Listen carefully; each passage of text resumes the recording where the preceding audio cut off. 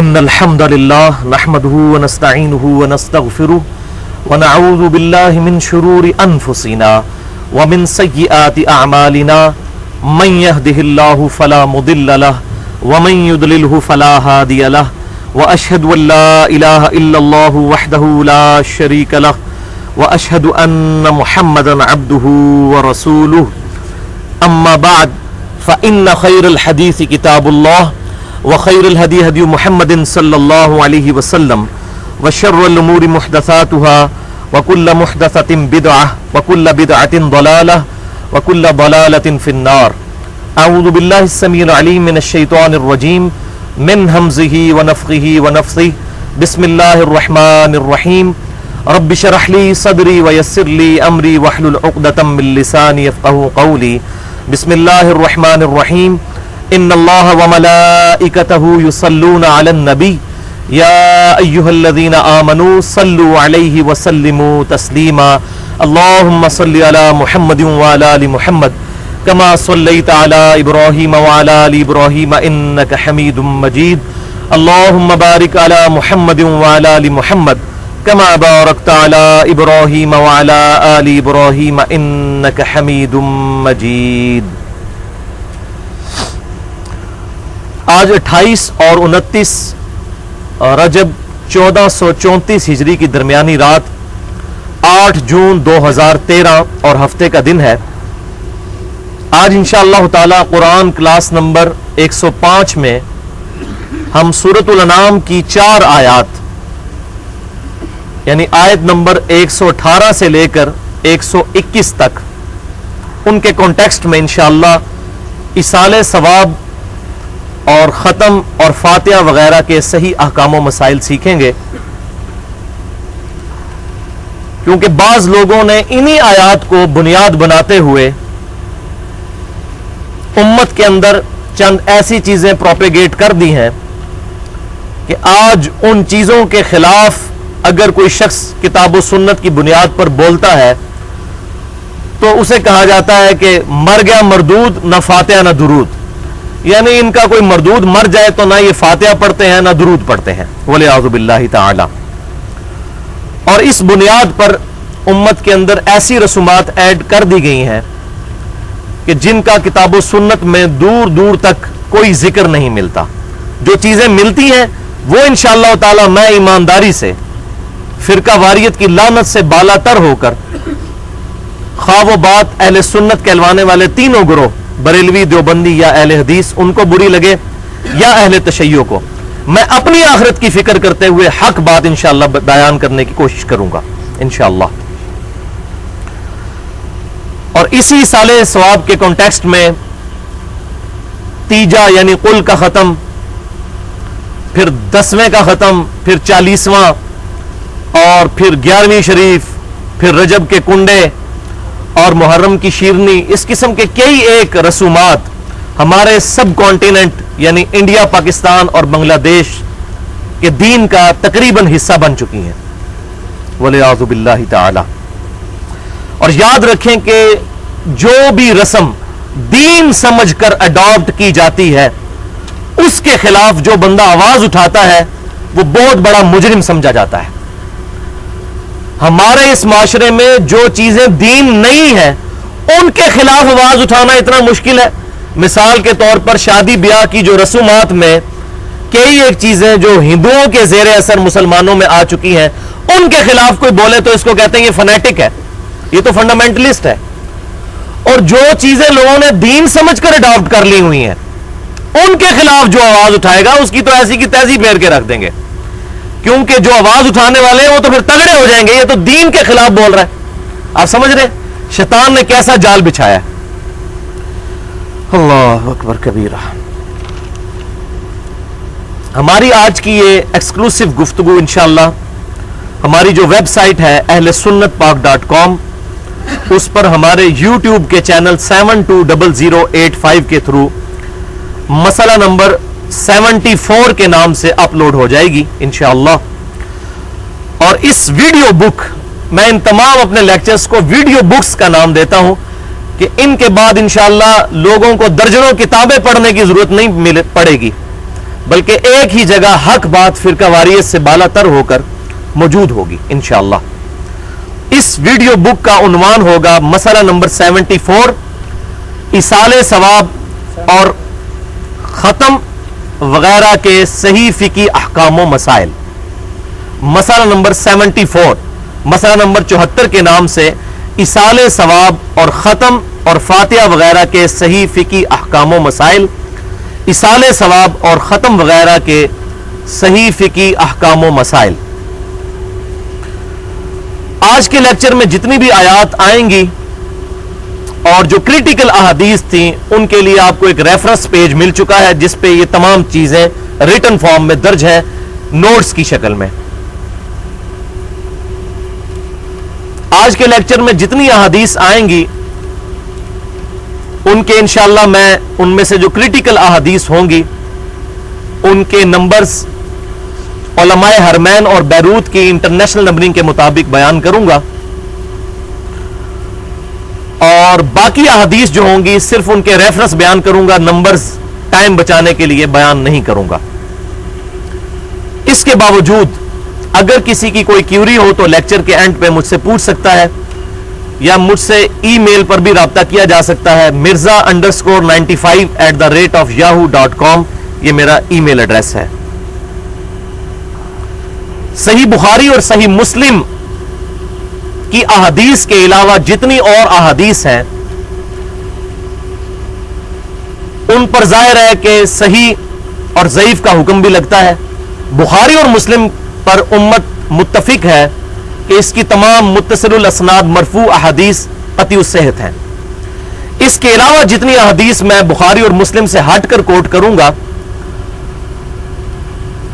ان کی صحت کے اعتبار سے میں نے صرف وہ احادیث سلیکٹ کی ہیں کہ جن احادیث کو موجودہ دور میں دو بڑے حدیث کے علم کے جو ماہر ہیں، شیخ البانی رحمہ اللہ اور ہمارے پاکستان میں شیخ زبیر علی زئی حفظہ اللہ، دونوں نے متفقہ طور پر جن کی صحت پر حکم لگایا ہے۔ اگر ایک کا بھی اختلاف تھا اور اصول محدثین پر وہ واقعی اختلاف بنتا تھا، وہ تمام روایتیں میں نے چھوڑ دی ہیں۔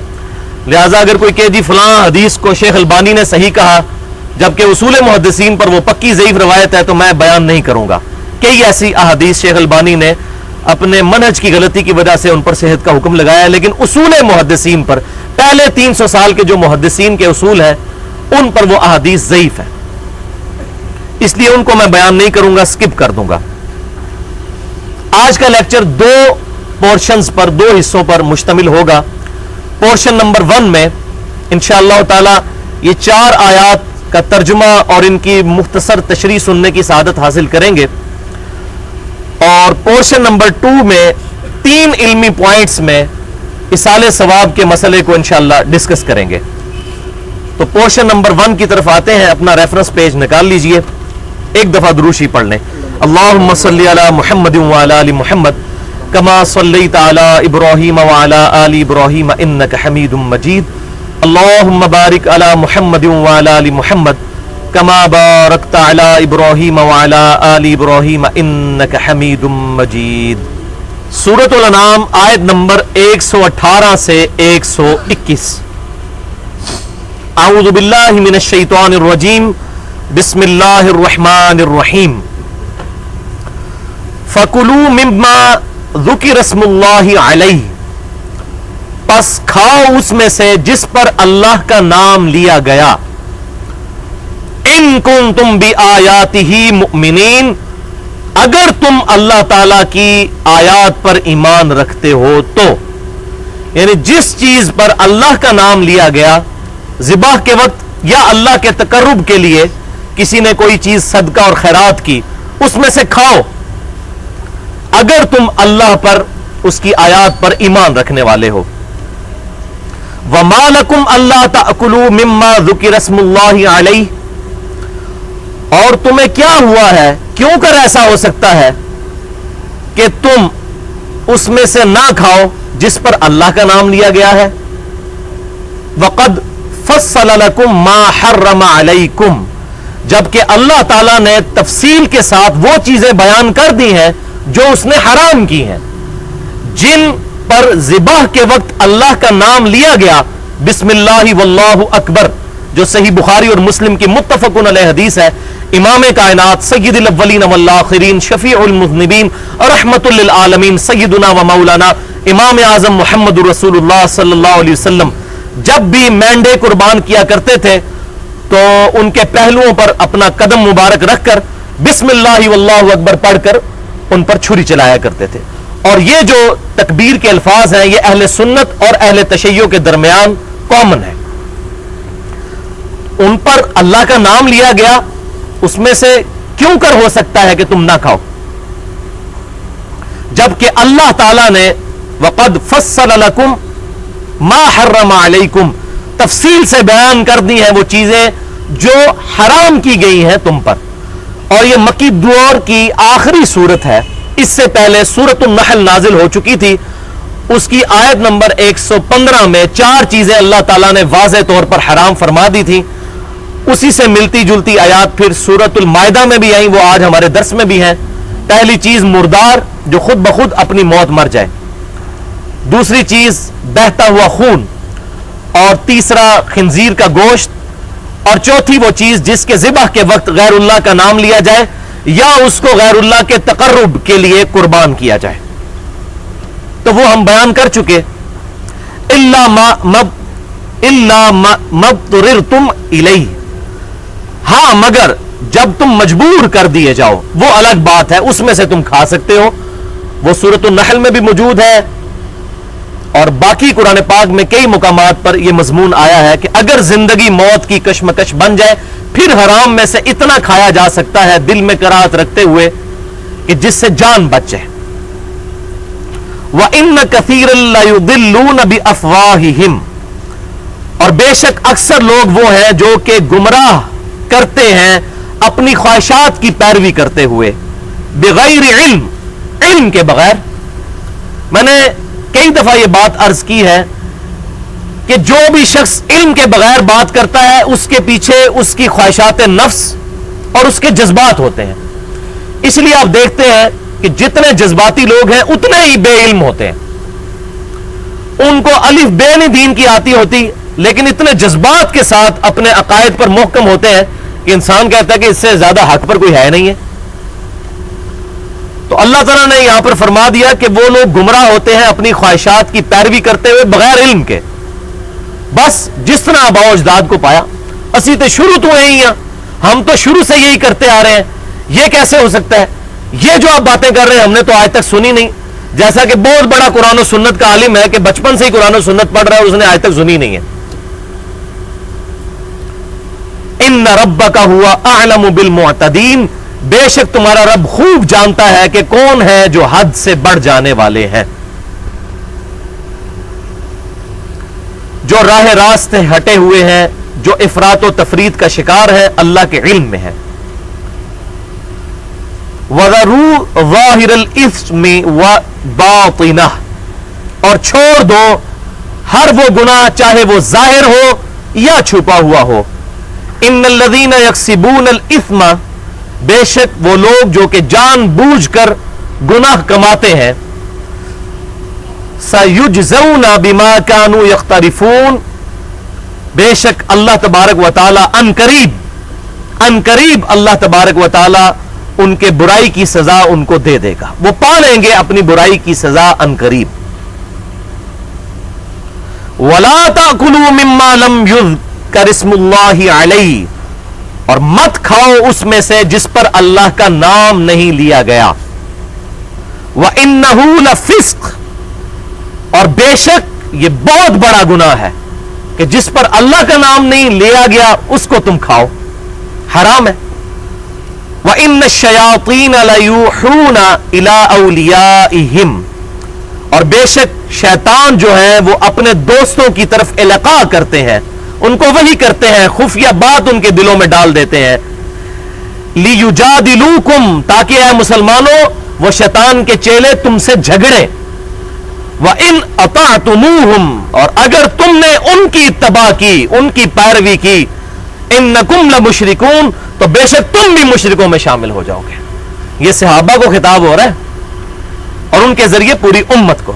کہ اگر تم نے بھی ان شیاطین کی پیروی کی تو تم بھی انہی میں سے ہو جاؤ گے. وَلِعَاذُ بِاللَّهِ تَعَالَى. یہ کیا وہ جھگڑتے تھے مسلمانوں کے ساتھ؟ وہی من گھڑت قصے خیالات کے ساتھ مسلمانوں کو چھیڑتے تھے کہ اچھا تم کہتے ہو کہ ذبح کے وقت اللہ کا نام لیا جائے اور ذبح تم خود کرتے ہو، تو کیسی عجیب بات ہے کہ جو جانور اپنی موت مر جائے اس کو تم کہتے ہو حرام ہے، یہ مردار ہے، اس کو تو اللہ نے مارا ہوتا ہے اور وہ حرام، اور جس کو تم مارتے ہو وہ حلال. دیکھا کیسی پھکی دیتے تھے مسلمانوں کو وہ علم الکلام کی. جو یہ ہمارے بھی بعض لوگ جو ہے وہ عقلی دلائل رکھتے ہیں سامنے، تو عقلی دلیل پہ تو بہت زبردست بات ہے کہ جس کو اللہ مارتا ہے اس کو تم کہتے ہو حرام، اور جس کو تم اپنے ہاتھ سے ذبح کرتے ہو کہتے ہو حلال. تو اس قسم کے خیالات کے ساتھ مسلمانوں سے جھگڑتے تھے. مسلمانوں کو کہا گیا کہ ان کی پرواہ مت کرو، اور اگر تم نے ان کی پیروی کی تو تم بھی مشرکوں میں شامل ہو جاؤ گے. وَلِعَاذُ بِاللَّهِ تَعَالَى. اب یہ بالکل کانٹیکسٹ واضح ہے ان آیات کا. بار بار ذکر آیا کہ ان چیزوں کو کھاؤ جس پر اللہ کا نام لیا گیا. ان آیات سے دو رزلٹس ہمارے سامنے آئے. پہلا کہ مومنین کی نشانی ہے کہ وہ اللہ کے نام پر دیے گئے ذبیحہ میں سے کھاتے ہیں جس پر اللہ کا نام پڑا جائے. اب اسی سے چند لوگوں نے دلیل پکڑی کہ ہم بھی قرآن پکڑ کے پڑھتے ہیں اور پھر کھانے پہ پھونک مارتے ہیں تو اللہ کا نام لیتے ہیں. آپ کو کیا تکلیف ہے، آپ کیوں نہیں کھاتے اس میں سے؟ اور کہتے ہیں نہیں دیکھیں قرآن میں لکھا ہوا ہے کہ جو لوگ 11ویں نہیں کھاتے اور جو رجب کے کنڈے نہیں کھاتے اور محرم کی شیرنی نہیں کھاتے ان کو تو اللہ تعالیٰ نے کہا تم مشرکوں میں شامل ہو جاؤ گے. حالانکہ یہاں پر کلام اللہ کا ذکر نہیں ہو رہا، اللہ کا نام لیا گیا، اللہ کا اسم. اور اسم جو ہے وہ کوئی صفت والی بات نہیں ہے، اللہ کا ذاتی نام بسم اللہ واللہ اکبر. یہ اسی کانٹیکسٹ میں بات چل رہی، بلکہ یہ پوری سورۃ الانعام ہے ہی اسی ٹاپک پہ ہے. لیکن وہ جان بوجھ کر اس طرح کی چیزوں کے ساتھ پروپیگیٹ کرنے کی کوشش کرتے ہیں. انشاءاللہ اگلے دلائل ان کے آئیں گے. تو پہلی چیز بتا دی اس میں یہ ثابت ہوئی. دوسرا، جس چیز پر ذبح کے وقت اللہ کا نام نہ لیا جائے ایسا کھانا گناہ اور حرام ہے، چاہے وہ حلال چیز ہی کیوں نہ ہو. مرغی حلال ہے، بکری حلال ہے، لیکن اس کے ذبیحہ کے وقت اللہ کا نام ذکر نہیں کیا تو چاہے امام کعبہ نے اس کو ذبح کیا ہے وہ مردار ہے، حرام ہے. اور اس کے بالکل اپوزٹ، اگر حلال چیز کو کوئی فاسق مسلمان، حتیٰ کہ کوئی یہودی یا عیسائی بھی جو اہل کتاب ہے، وہ اللہ کا نام لے کر ذبح کرے تو وہ کھانا حلال ہے. اس کا ذکر سورۃ المائدہ کی آیت نمبر 5 کے اندر موجود ہے. اسی آیت کے اندر اہل کتاب کا ذبیحہ بھی مسلمانوں کے لیے حلال کیا گیا اور ان کی عورتوں کے ساتھ نکاح کرنے کو بھی حلال قرار دیا گیا. اور یہ بعض لوگ کہتے ہیں یہ اس وقت کے اہل کتاب تھے، آج کے اہل کتاب اور ہیں، اس وقت کے اور ہیں. بھائی اس وقت بھی مشرک ہی تھے اہل کتاب، لیکن اللہ تعالیٰ نے اہل کتاب مشرک اور بت پرست مشرکوں میں فرق کیا ہے. بالکل اس طریقے سے ہمیں بھی کلمہ گو مشرک اور غیر کلمہ گو مشرک میں فرق کرنا چاہیے. یہ نہیں کہنا چاہیے کہ یہ جو کلمہ گو مشرک ہیں یہ تو مشرکین مکہ سے بھی گئے گزرے ہیں. یہ اپنے دماغ کا علاج کرائے جو یہ بات کرتا ہے. اللہ تعالیٰ یہود و نصارہ جو عیسیٰ علیہ السلام کے بارے میں ڈوینٹی کلیم کرتے تھے اور عزیر علیہ السلام کے بارے میں، ان کی عورتوں سے نکاح کو جائز قرار دیا اور ان کے شرک کو اللہ تبارک تعالیٰ نے شرک سمجھتے ہوئے صرف اہل کتاب ہونے کا ان کو بینیفٹ دیا. تو جو اہل قرآن ہیں ہمارے مسلمان، اگر ان میں کوئی ایسی خرابی موجود ہے تو ان کی عورتوں کے ساتھ بھی نکاح بدرجہ اولا جائز ہے. یہ اکثر پوچھ رہے ہوتے ہیں جی شیعہ کے ساتھ نکاح ہو جاتا ہے، جی بریلوی کے ساتھ ہو جاتا ہے، جی اہل حدیث کے ساتھ ہو جاتا ہے.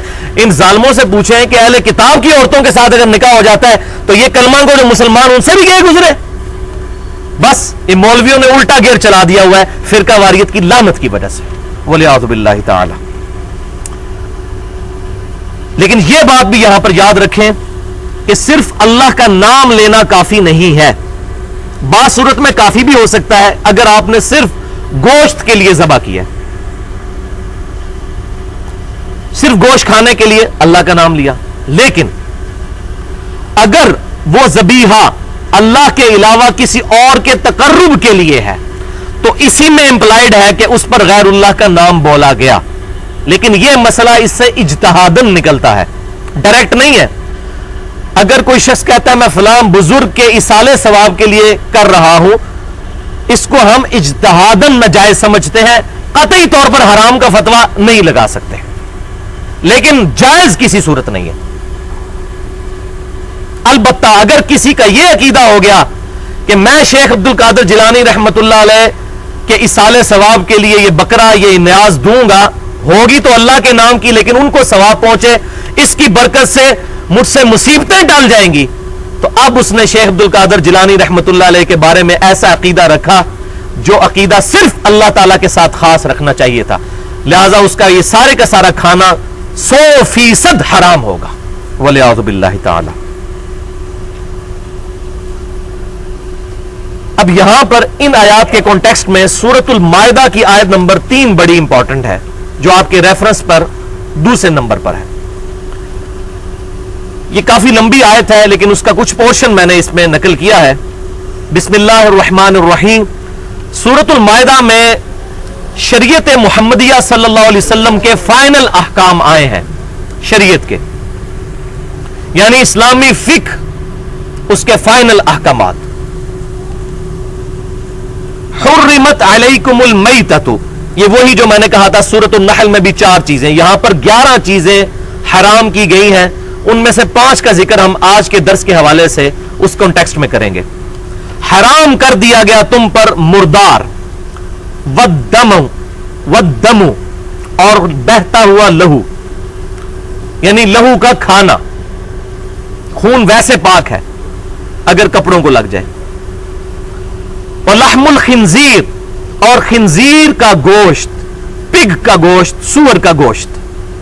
اور یہ جو مشہور ہے کہ خنزیر کا نام زبان پر لے آئے تو زبان پلید ہو جاتی ہے، تو قرآن پاک میں ہے، اگر قرآن میں یہ آیات پڑھ رہے ہیں تو اس کے ہر لفظ پہ 10 نیکیاں ملیں گی، جامعہ ترمذی کی صحیح حدیث کے مطابق۔ وما اہل لغیر اللہ بہ، اور وہ شے بھی تمہارے لیے حرام کر دی گئی کہ جس پر اللہ کے علاوہ کسی اور ہستی کا نام بولا گیا، ذبح کے وقت یا اس کے تقرب کے لیے، اور اس کے علاوہ بھی کافی چیزیں آئیں۔ پھر ایک اور چیز کا ذکر آیا، وما ذبح علی النصب، اور جو چیزیں بت کے تھانوں پر ذبح کی جاتی ہیں وہ بھی حرام کی گئیں۔ یہاں یہ ذکر نہیں کہ غیر اللہ کے نام پر، بت خانے جہاں پر تھے وہاں پر اللہ کے نام پر بھی ذبح کرنا حرام ہے، کیونکہ وہ جگہ جو ہے وہ اللہ کی نافرمانی کی ہے۔ کسی نہ کسی درجے میں اس جگہ میں اگر بت ہے یا کوئی صاحب مزار موجود ہے، اس کے تقرب کا عقیدہ آ سکتا ہے۔ اگر صدقہ و خیرات ہی کرنا تو ادھر ہی کر سکتے ہیں۔ الیوم اکملت لکم دینکم، آج کے دن ہم نے تمہارا دین تمہارے لیے مکمل کر دیا۔ واتممت علیکم نعمتی ورضیت لکم الاسلام دینا، اور تم پر اپنی نعمت تمام کر دی اور اسلام کو ایز اے ریلیجن تمہارے لیے پسند کیا۔ یہ بھی آیت اس کے اندر آئی، دین کے تکمیل کی خوشخبری جو بخاری اور مسلم میں موجود ہے۔ آپ صلی اللہ علیہ وسلم پر یہ آیت مبارکہ حجۃ الوداع کے موقع پر 9 ذوالحجہ کے دن، یوم عرفہ کے دن 10 ہجری کے اندر جمعۃ المبارک کے دن میدان عرفات میں یہ آیات نازل ہوئی۔ تو اس میں ہمیں ان چیزوں کا پتہ چل گیا کہ جن کا کھانا اللہ تعالیٰ نے حرام کر دیا ہے۔ اب رہا مسئلہ KFC یا میکڈونلڈ، ان کے جو چکن کی چیزیں ہیں ان کے بارے میں کیا شرعی حکم لگے گا، تو اس میں 2 صورتیں ہوں گی۔ اگر تو مسلمان ملکوں میں KFC ہے یا میکڈونلڈز ہے یا اسی طریقے سے اور ملٹی نیشنل کمپنیاں ہیں، اور ظاہر ہے کہ گورنمنٹ کی اجازت سے وہ حلال چکن استعمال کرتے ہیں، جس طرح ہمارے ملک میں K&N's کا وہ چکن استعمال کرتے ہیں، حلال چکن، تو یہاں پر تو وہ کھانا بلا کراہت جائز ہے، حلال ہے۔ البتہ غیر مسلم ملکوں کے اندر جہاں پر اس چیز کی ایشورٹی نہیں ہے کہ یہ لوگ ذبیحہ کریں گے اور شک میں انسان رہتا ہے، وہاں پر قطعاً ایسا کھانا نہیں کھانا چاہیے۔ البتہ ذبیحہ کے علاوہ جتنے کھانے ہیں اہل کتاب کے، وہ مطلقاً سورۃ المائدہ کی آیت نمبر 5 میں حلال کر دیے گئے ہیں۔ اگر کوئی یہودی یا عیسائی دال پکا کر یا سبزی پکا کر آپ کے سامنے رکھتا ہے تو حلال ہے، کیونکہ اس میں ذبیحہ والا چکر نہیں ہے۔ ذبیحہ کے لیے اللہ کا نام ذکر کرنا، بسم اللہ واللہ اکبر، بہت ضروری ہے۔ تو غیر مسلم ملکوں میں ان چیزوں کو استعمال نہیں کیا جا سکتا۔ بعض ہمارے جدید سکولرز نے صحیح بخاری کی ایک حدیث کا بڑا غلط مطلب بیان کیا ہے، میں چاہ رہا ہوں یہاں پر ایڈریس کر دوں۔ صحیح بخاری انٹرنیشنل نمبرنگ کے مطابق 5507 نمبر حدیث ہے، 5507، جس میں اما عائشہ رضی اللہ تعالیٰ عنہ کہتی ہیں کہ اللہ کے رسول صلی اللہ علیہ وسلم، کچھ نیو مسلمز ہیں، عرب ہیں، پینڈو جڈ لوگ ہیں، نئے نئے مسلمان ہوئے ہیں، ہمارے پاس گوشت ہدیہ کے طور پر لے کر آتے ہیں، ہے مسلمان ہیں۔ اب ہمیں نہیں پتا کہ انہوں نے ذبیحہ کے وقت اللہ کا نام اس پر لیا ہے یا نہیں لیا، ہم شک میں ہیں، تو کیا ہم ایسے لوگوں کا کھانا کھا لیا کریں؟ تو آپ صلی اللہ علیہ وسلم نے فرمایا کہ ہاں، تم بسم اللہ پڑھ کر اللہ کا نام لے کر اس میں سے کھا لیا کرو۔ تو وہ کہتے ہیں کہ اس سے یہ بات پتا چلی کہ اگر انہوں نے اللہ کا ذکر نہ بھی لیا تو ذبح کے بعد جب کھانا پک کر تیار ہو کر سامنے آ گیا، چاہے KFC آ گیا چائنا کے اندر، تو بسم اللہ پڑھ کر اس کو کھا لیں۔ یہ یوسف القرضاوی صاحب کو یہ بہت بڑی اجتہادی غلطی لگی ہے، میں ان کی بہت عزت کرتا ہوں۔ اسلام میں حلال و حرام جو ان کی کتاب ہے، واقع یہ ہے کہ اس وقت امت لیول کی ان کی خدمت ہے، اور میں نے مسئلہ نمبر 69B میں ان کا پورا تعارف بھی کروایا ہے۔ آج کے دور کے بہت بڑے انٹرنیشنل سکولر ہیں، ان کو یہ غلطی لگی، تو انہوں نے اس حدیث سے سہارا لیا، حالانکہ یہ حدیث آؤٹ آف کانٹیکسٹ وہ انہوں نے کوٹ کی۔ یہ حدیث ہے نیو مسلمز کے بارے میں، اور یہ حقیقت بات ہے کہ نئے مسلمان جو ہوتے ہیں بڑے احتیاط کرنے والے ہوتے ہیں۔ نبی صلی اللہ علیہ وسلم نے صرف شک کو زائل کرنے کے لیے اما عائشہ سے کہا کہ آپ شک زائل کرنے کے لیے ان کا ذبیحہ بسم اللہ پڑھ کر کھا لیا کرو، غیر مسلموں کا نہیں، مسلمانوں کا۔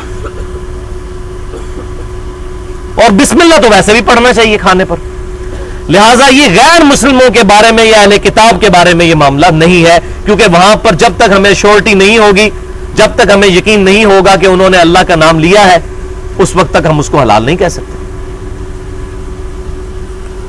تو اللہ کا نام لینا بھی ضروری ہے اگر صرف گوشت ہے۔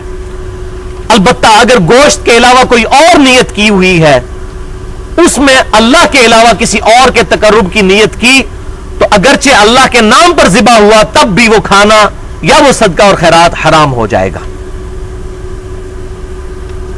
اور اس کانٹیکسٹ میں ایک بڑی سخت حدیث ہے صحیح مسلم میں، ابو طفیل عامر بن واصلہ رضی اللہ تعالیٰ عنہ، جو سب سے آخر میں فوت ہونے والے صحابہ میں سے ہیں، 110 ہجری میں نبی صلی اللہ علیہ وسلم کی وفات کے 100 سال کے بعد فوت ہوئے، اور یہ سیدنا علی کے شاگرد بھی ہیں، اور جنگ صفین میں مولا علی رضی اللہ تعالیٰ عنہ کے ساتھ یہ شامل تھے۔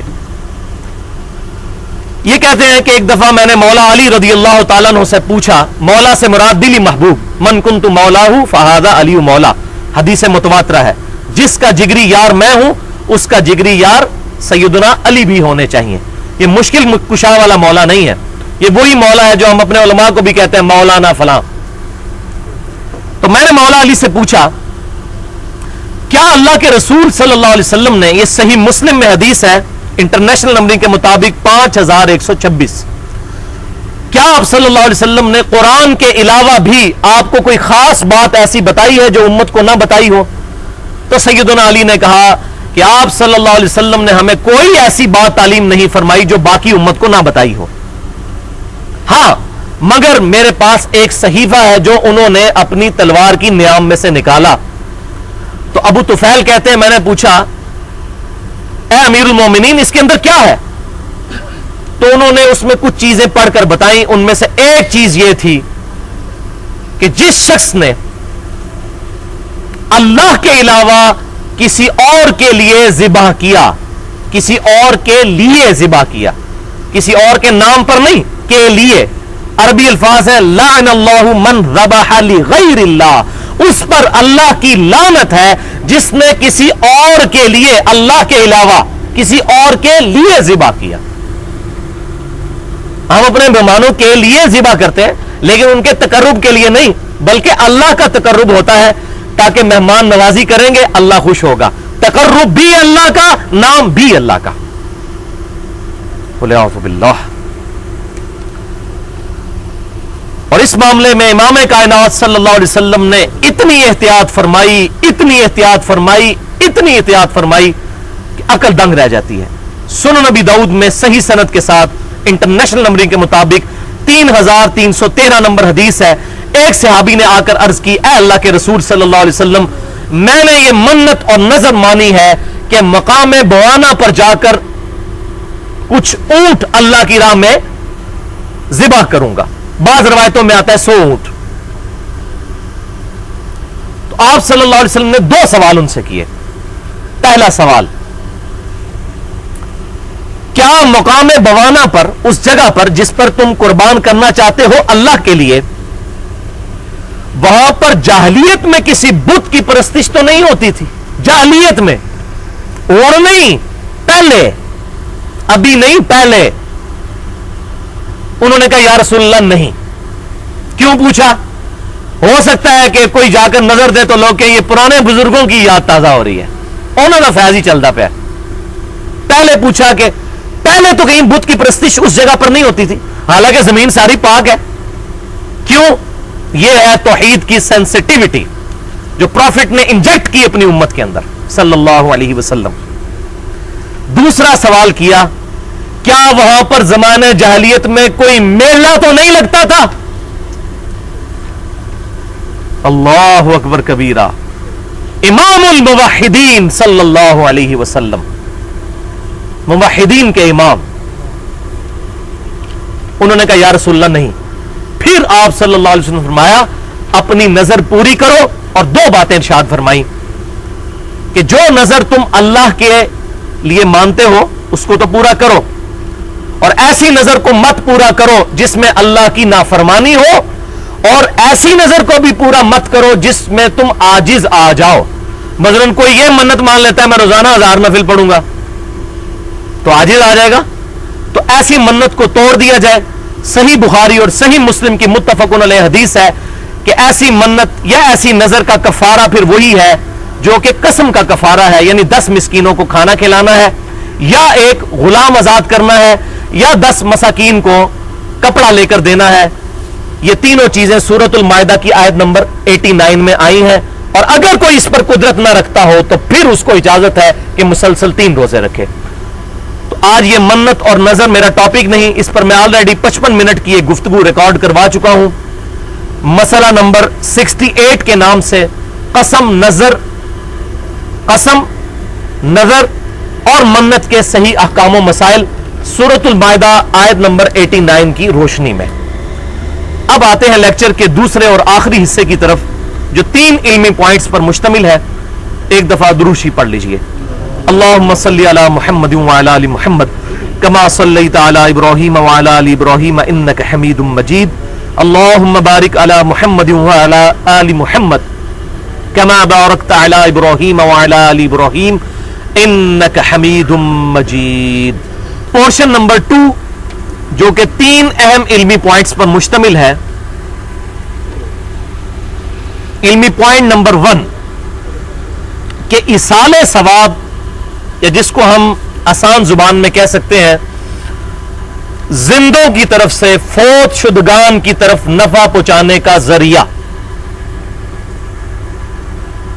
اس میں سب سے اہم ترین عمل ہے مرے ہوئے لوگوں کے لیے، فوت شدگان کے لیے اللہ کے حضور دعا کرنا.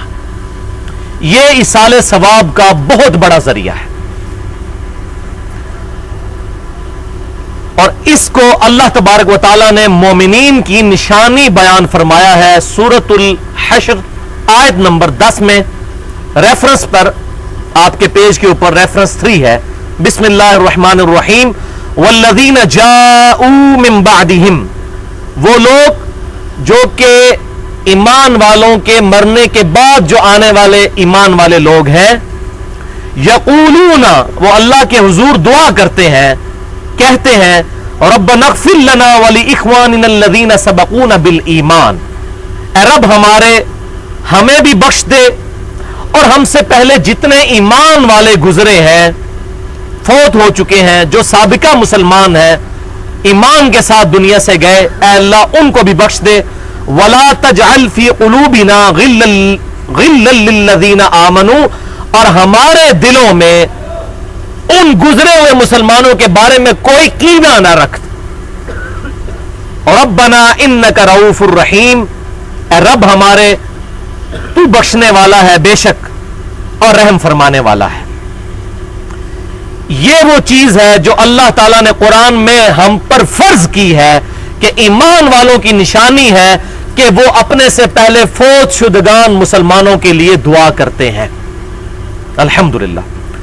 اور اسی کی ترغیب امام کائنات صلی اللہ علیہ وسلم نے ایک حدیث میں ارشاد فرمائی جو صحیح مسلم میں انٹرنیشنل نمبرنگ کے مطابق کتاب الذکر و دعا چیپٹر میں 6929 نمبر حدیث ہے کہ آپ صلی اللہ علیہ وسلم نے فرمایا کہ اللہ تعالی مسلمان آدمی کی وہ دعا جو وہ اپنے دوسرے مسلمان بھائی کے لیے اس کی غیر موجودگی میں کرتا ہے قبول فرماتا ہے.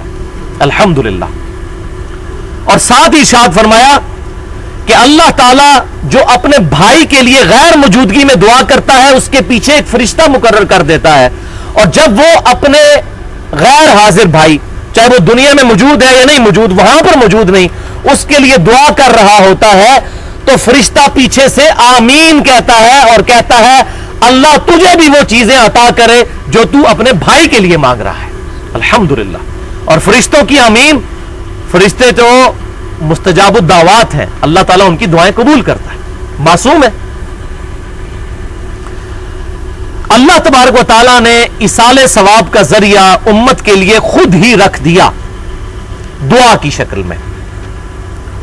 چنانچہ صحیح بخاری اور صحیح مسلم کی متفق علیہ حدیث ہے کہ امام کائنات صلی اللہ علیہ وسلم نے ارشاد فرمایا مسلمان کے مسلمان پر 5 حق ہیں.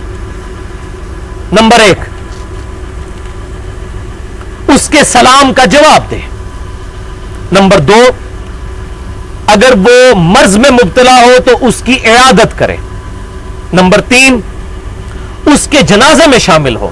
یہ آ گیا ذکر، جنازے میں شامل ہوگا تو دعا کرے گا فوت شدگان کے لیے. نمبر 4، جب وہ دعوت پیش کرے تو اس کی دعوت کو قبول کرے. اور یہ پرٹیکولر دعوت جو ہے وہ نکاح کی دعوت، اس کو تو واجب قرار دیا گیا بخاری اور مسلم میں کہ جو ولیمے کی دعوت ہے اس کو قبول کرنا واجب ہے.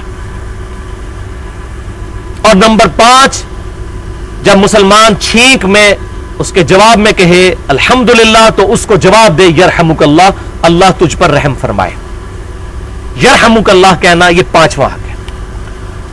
اور صحیح بخاری اور صحیح مسلم کی ایک اور حدیث ہے متفق علیہ حدیث. اب دیکھ لیں میرے لیکچر میں اکثر حدیث بخاری اور مسلم سے ہوتی ہیں. متفق علیہ حدیث ہے کہ آپ صلی اللہ علیہ وسلم 7 باتوں کا حکم فرمایا کرتے تھے. یہاں تو صرف فرمایا کہ یہ حق ہے، وہاں پر 7 چیزوں کا حکم فرمایا کرتے تھے. ان میں سے یہ 5 چیزیں بھی شامل ہیں جن میں یہ چیز بھی ہے کہ مسلمان بھائی کا جنازہ پڑھا کرو.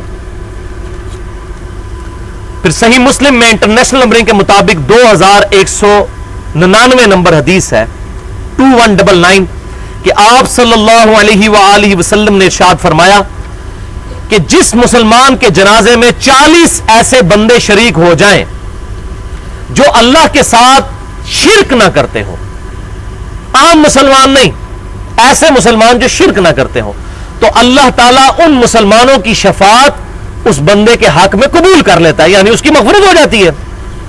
بڑا خوش نصیب ہے جس کے جنازے میں 40 موحدین شامل ہو جائیں.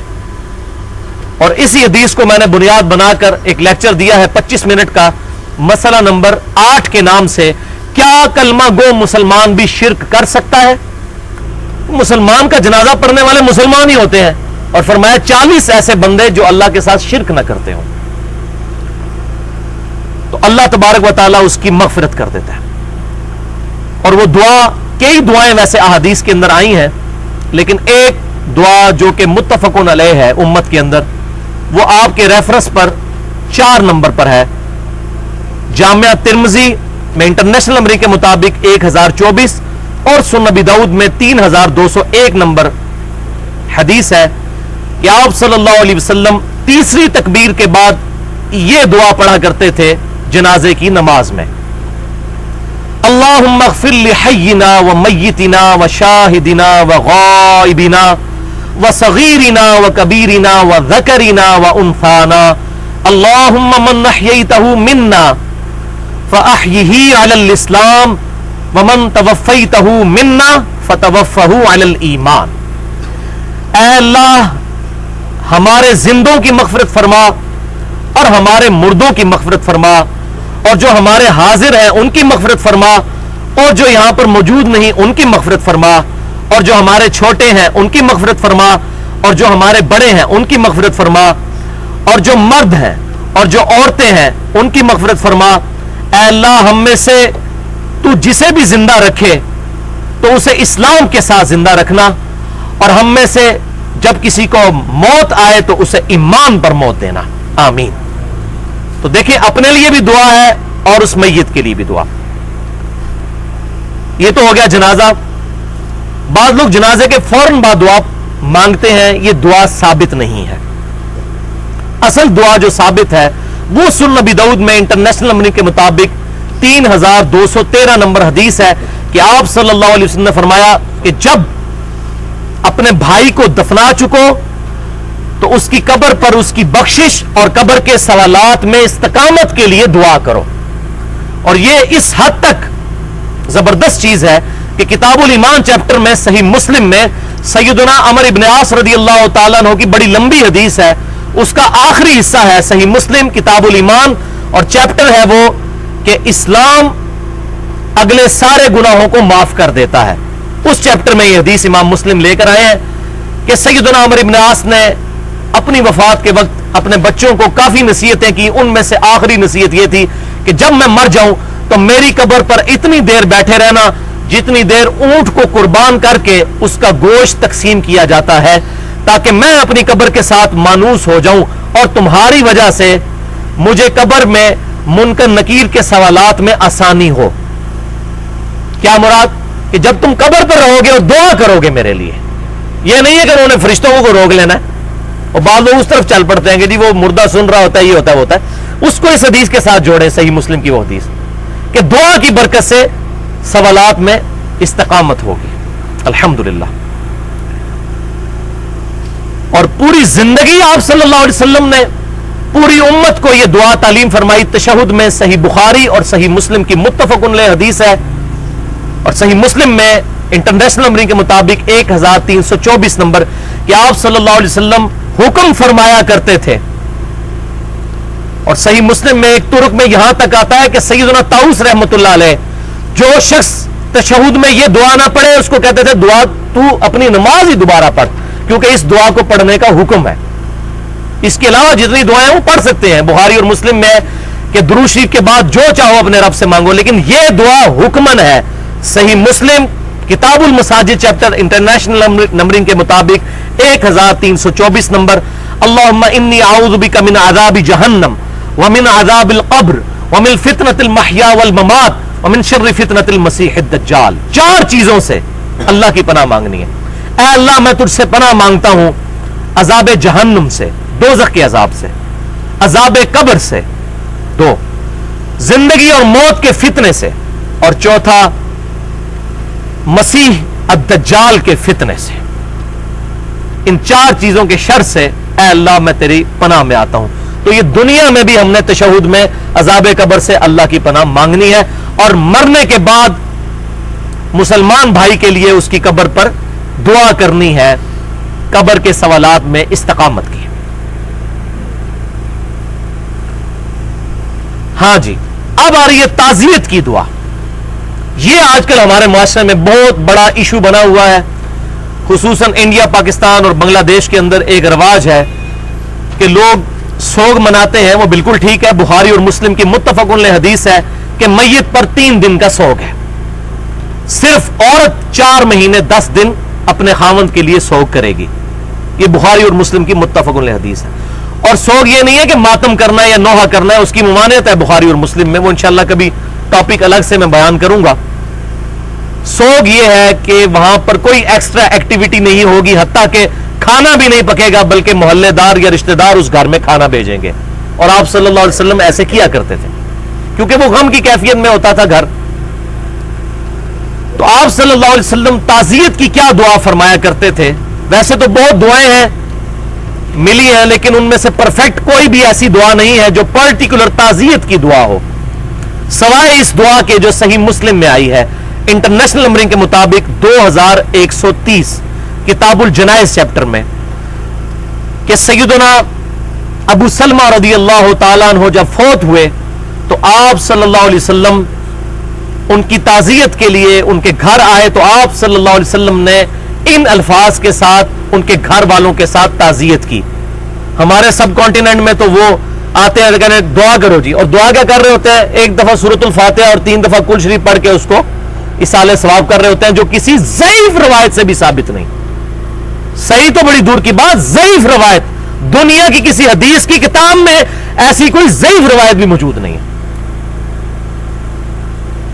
حتیٰ کہ ظلم ہے کہ ایسے لوگ جنہوں نے پوری زندگی خود قرآن پڑھ کے نہیں دیکھا ہوتا، ان کو بھی قرآن پڑھ پڑھ کے بخشوا رہے ہوتے ہیں. تو تعزیت کی یہ دعا میں نے اس کی نمبرنگ بتا دی. آپ صلی اللہ علیہ وسلم نے دعا کی، اللہم اغفر لی ابی سلمہ، اے اللہ بخشش فرما دے ابو سلمہ کی.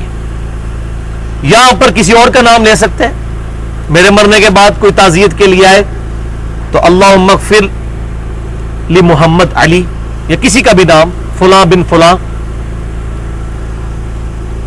ورفع درجاتہ، اور اس کے درجات کو بلند فرما. یہ عربی میں پڑھنا ضروری نہیں ہے، یہ عام دعائیں عربی میں پڑھنا افضل ہے، ورنہ اپنی مادری زبان میں بھی آپ پڑھ سکتے ہیں، کوئی حرج نہیں اس کے اندر اگر کسی کو یاد نہ ہو. فی المہدیین، اس کے درجات کو بلند کر ہدایت یافتہ لوگوں میں سے جو ان کو مرتبہ ملا ہے ان میں بھی بلند درجات اس کو عطا فرما. وَخْلُفْهُ فِي عَقِبِهِ فِي الْغَابِرِينَ، اور اے اللہ تو خلیفہ بن جا پچھلے اس کے جو ورثاء ہے بچ جانے والے لوگ، ان پر تو نگہبان بن جا. یعنی وہ مر گیا، اس کی جگہ اے اللہ تبارک و تعالیٰ تو ان کے اوپر فضل و کرم فرما. وَاغْفِرْ لَنَا، اور ہمیں معاف کر دے. دیکھ لیں ہر جگہ اپنے لیے بھی دعا مانگنی ہے. وَلَهُ يَا رَبَّ الْعَالَمِينَ، اور اسے بھی اے اللہ، اے رب العالمین، تمام جہانوں کے رب، تمام جہانوں کو پالنے والے. وَافْسَحْ لَهُ فِي قَبْرِهِ وَنَوِّرْ لَهُ فِيهِ، اے اللہ اس کی قبر کو کشادہ کر دے اور اس کی قبر میں اس کے لیے نور بھر دے. یہ دعا کسی کے لیے جائے تعزیت کرنے کے لیے، اور یہ تعزیت آپ صلی اللہ علیہ وسلم نے ام سلمہ سے کی تھی، ان کی جو بیوی تھی، یعنی جو بیوہ تھی، ان سے آپ صلی اللہ علیہ وسلم نے جا کر تعزیت ان الفاظ میں کی کہ اللہ تعالیٰ ابو سلمہ کو بخش دے، اس کو ہدایت یافتہ لوگوں میں بلند مرتبہ عطا فرمائے، اور اللہ تبارک و تعالیٰ اس کی وفات کے بعد تمہارے لیے خلیفہ بن جائے، اور اللہ تبارک و تعالیٰ ہماری بھی مغفرت کرے اور اس کی بھی مغفرت کرے، اور اس کی قبر کو کشادہ کر دے اور اس کے لیے نور سے بھر دے. یہ سارے کلمات ویسے ہم یہ الفاظ استعمال بھی کرتے ہیں، لیکن اب تعزیت کے لیے جائیں تو اس طریقے سے جا کر دعا کریں. اور اس میں ہاتھ اٹھانا ثابت نہیں ہے. ہاتھ اٹھانا دعا میں بہت افضل ہے، لیکن جن جگہوں پر پرٹیکولر آیا اور جہاں پر تعزیت کے اندر کوئی ایسی بات نہیں ملتی، لیکن اگر کوئی ہاتھ اٹھا لیتا ہے اور انڈیویجول دعا کرتا ہے، یہ نہیں کہنا کرو دعا اور سارے ہاتھ اٹھا کے کرنا شروع کر دیتے ہیں، ایسا معاملہ نہیں. ویسے دعا کر لیتا ہے ہاتھ اٹھا کر انڈیویجول اپنی جا کر، تو اس پر کوئی فتویٰ نہیں لگے گا، لیکن انڈیویجول دعا کرنی انفرادی طور پر. اجتماعی جتنی عبادات ہیں ان کے لیے نص موجود ہونا ضروری ہے. تو یہ آپ نے تعزیت کرنی ہے، اس کے لیے دعا کر دینی ہے. اب یہاں پر چلتے چلتے ایک تحفتاً دعا میں آپ کو بتا دوں، اس کو تو یاد کر لیں. میں نے بھی الحمدللہ جب پتا چلا مجھے کچھ عرصہ پہلے، تو میں نے یہ دعا الحمدللہ زبانی یاد کی. یہ ضمناً تحفتاً حدیث لے جائیں صحیح مسلم کی انٹرنیشنل نمبرنگ کے مطابق کتاب الجنائز چیپٹر میں 2127 نمبر حدیث، کہ آپ صلی اللہ علیہ وسلم یہ دعا تعلیم فرمایا کرتے تھے اس کے لیے کہ جس کو نقصان ہو جائے، کوئی جس کا کوئی مر جائے یا کوئی اور نقصان ہو جائے، تو یہ دعا تعلیم فرماتے تھے. بسم اللہ الرحمن الرحیم انا للہ و انا الیہ راجعون، یہ حصہ تو قرآن میں بھی آیا ہے، ایمان والوں کی نشانی۔ بے شک ہم اللہ ہی کے لیے ہیں اور ہم نے اسی کی طرف لوٹ کر جانا ہے۔ کوئی بھی نقصان ہے، کوئی بھی نعمت ہے، وہ اللہ کی طرف سے آئی تھی، اس کی طرف واپس چلی جائے گی۔ اللہم اجرنی فی مصیبتی، اے اللہ میری اس مصیبت میں تو مجھے اجر عطا فرما، میرے صبر کی عوض، یعنی کہ وَأَخْلِفْ لِي خَيْرًا مِّنْهَا، اور اے اللہ اس کے بدلے میں مجھے اس سے بہتر عطا فرما دے۔ اللہ اکبر کبیرہ، کتنی پیاری دعا ہے۔ اے اللہ میرا جو نقصان ہوا، ہم اللہ ہی کے لیے تھے، اسی کی طرف لوٹ کر جانے والے ہیں، اے اللہ اس پر مجھے اجر عطا فرما اور مجھے اس کا بہتر نعم البدل عطا فرما۔ اور حدیث کے الفاظ کیا ہیں؟ صحیح مسلم 2127، ام سلمہ رضی اللہ تعالیٰ عنہ کہتی ہیں کہ جب ابو سلمہ رضی اللہ تعالیٰ عنہ فوت ہوئے تو میں نے فوراً یہ دعا پڑھی اور بار بار اللہ سے دعا مانگی، لیکن میں دل میں یہ سوچتی تھی کہ ابو سلمہ کا نعم البدل مجھے کیا مل سکتا ہے؟ اس سے تو نیک شخص ہی کوئی نہیں ہے، اس سے زیادہ عظیم شخص ہی کوئی نہیں ہے، یہ تو وہ شخص ہے جس نے سب سے پہلے رسول اللہ کے ساتھ اپنے بیوی بچوں سمیت ہجرت کی، بھلا اس سے نیک آدمی کون ہو سکتا ہے؟ مجھے اللہ تعالیٰ اس کا نعم البدل کیا عطا فرمائے گا؟ لیکن جب عدت کے دن گزرے تو رسول اللہ نے صلی اللہ علیہ وسلم میرا رشتہ مانگ لیا اور مجھے اللہ تعالیٰ نے ابو سلمہ کا بہتر نعم البدل محمد رسول اللہ کی شکل میں عطا کر دیا۔ ام سلمہ ام المومنین ہے اور سب سے آخر میں فوت ہونے والی حضور کی بیوی ہے، واقعہ کربلا کے بعد یہ فوت ہوئی ہے، اور انہی کی وہ حدیث ہے جو صحیح سند کے ساتھ مسند امام احمد میں ہے کہ جب سیدنا حسین کی شہادت کی خبر پہنچی تو انہوں نے کہا اے اہل عراق تم پر اللہ کی لعنت ہو، تم نے حسین ابن علی کو شہید کیا، اللہ تعالیٰ تمہیں غارت کرے کہ جو تم نے ابن رسول کے ساتھ کیا صلی اللہ علیہ وسلم۔ میں نے رسول اللہ صلی اللہ علیہ وسلم سے خود یہ منظر دیکھا تھا کہ آپ صلی اللہ علیہ وسلم نے سیدنا علی، سیدنا حسن، سیدنا حسین اور سیدہ فاطمہ کو اور خود بھی ایک چادر کے نیچے آئے اور پھر آیت پڑھی انما یرید اللہ لیذھب عنکم الرجس اہل البیت ویطہرکم تطہیرا، اور یہ جو آخری پورشن ہے یہ صحیح مسلم میں بھی موجود ہے کہ اللہ یہ میرے اہل بیت ہے، بے شک اے اہل بیت اللہ تعالیٰ تو چاہتا ہے تم سے ہر طرح کی ناپاکی دور کر دے اور تمہیں خوب صاف ستھرا کر دے، اور تم نے مولا حسین کو شہید کر دیا رضی اللہ تعالیٰ۔ تو یہ ام سلمہ وہ ہے، والعیاذ باللہ تعالیٰ۔ اب مجھے چلتے چلتے ان کی باتیں یاد آ گئی، میرے لیکچر میں نہیں تھی لیکن کیا کروں، تڑپ ہے۔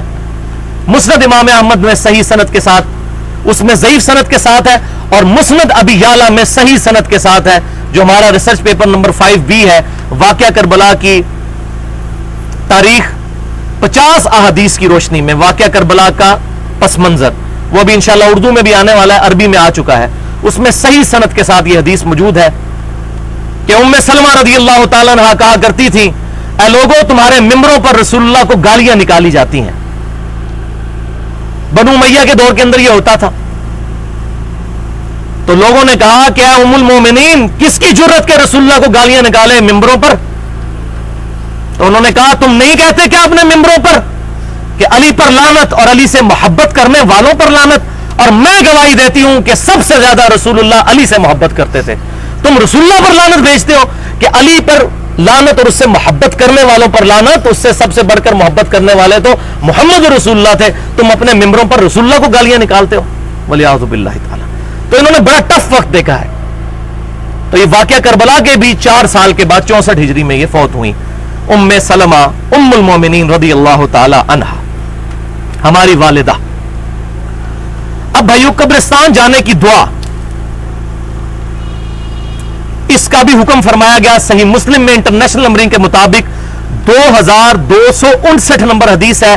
آپ صلی اللہ علیہ وسلم اپنی والدہ کی وفات کے 50 سال کے بعد ان کی قبر پر گئے اور اتنا روئے کہ تمام صحابہ بھی وہاں پر روئے 50 سال کے بعد،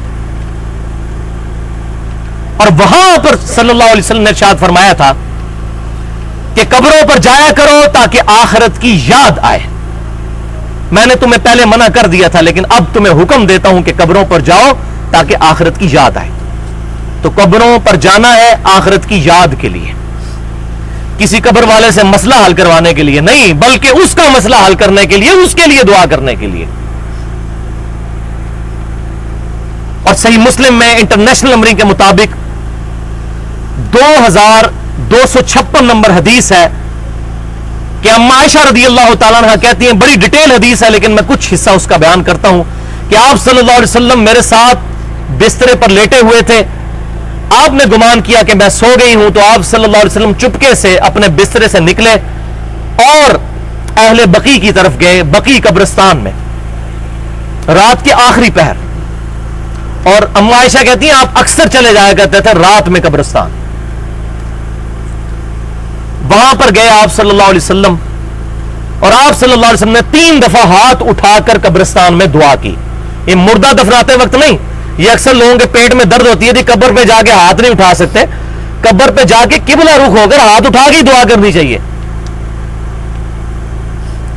مسند المستدرک للحاکم میں صحیح سند کے ساتھ حدیث ہے، ابو داؤد ترمذی میں بھی ہے لیکن وہ روایت ضعیف ہے.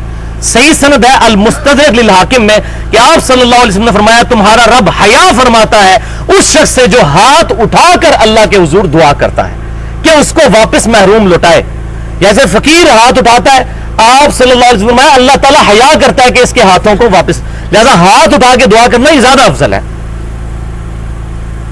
اور الادب المفرد میں امام بخاری رحمۃ اللہ علیہ صحیح سند کے ساتھ لے کر آئے ہیں کہ عبداللہ ابن زبیر اور عبداللہ بن عمر رضی اللہ تعالی عنہما جب دعا مانگا کرتے تھے تو اپنے دونوں ہاتھ چہرے پر بھی پھیرا کرتے تھے. یہ امام بخاری لے کر آئے الادب المفرد میں، پوری کتاب لکھی ہے انہوں نے آداب پر.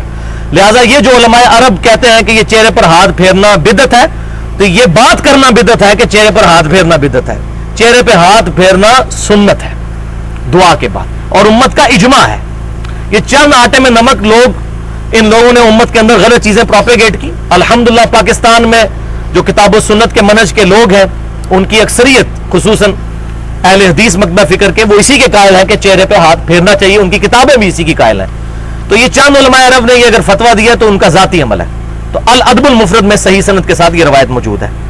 تو آپ صلی اللہ علیہ وسلم کے صحیح مسلم میں الفاظ ہیں انٹرنیشنل نمبرنگ کے مطابق 2256، وہی حدیث اما عائشہ کہتی ہیں 3 دفعہ ہاتھ اٹھا کر دعا کی آپ صلی اللہ علیہ وسلم نے. پھر آپ صلی اللہ علیہ وسلم واپس آئے تو میں آپ صلی اللہ علیہ وسلم کے آگے بھاگتی ہوئی آئی اور لیٹ گئی آ کر، سانس میرا بھولا ہوا تھا. تو آپ صلی اللہ علیہ وسلم نے مجھ سے فرمایا کہ عائشہ کیا تو نے گمان کیا کہ اللہ اور اس کا رسول تجھ سے خیانت کریں گے؟ یعنی تو نے یہ گمان کیا کہ میں کسی اور بیوی کے پاس چلا گیا تھا؟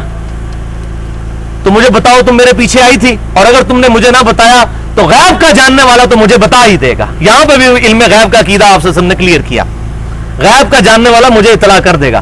تو ام عائشہ نے کہا یا رسول اللہ میں آپ کے پیچھے آئی تھی یہ دیکھنے کے لیے. تو آپ صلی اللہ علیہ وسلم نے فرمایا کہ جب تم میرے ساتھ لیٹی ہوئی تھی اسی حالت میں میرے پاس جبرائیل علیہ السلام آئے، انہوں نے مجھے چپکے سے کہا کہ اللہ تعالیٰ حکم فرماتا ہے کہ جا کر اہل بقی کے لیے مغفرت کی دعا کریں. قربان جائیں گی اہل بقی کے لیے. صحیح مسلم میں حدیث ہے کہ مدینے میں موت مانگو، جو مدینے میں مرے گا میں اس کی شفاعت کروں گا. اور صحیح بخاری میں ہے کہ سیدنا عمر یہ دعا کیا کرتے تھے اے اللہ مجھے شہادت کی موت مدینہ شریف میں دینا، کیونکہ اہل مدینہ کی سب سے پہلے شفاعت ہونی ہے قیامت والے دن جو بقی میں دفن ہے.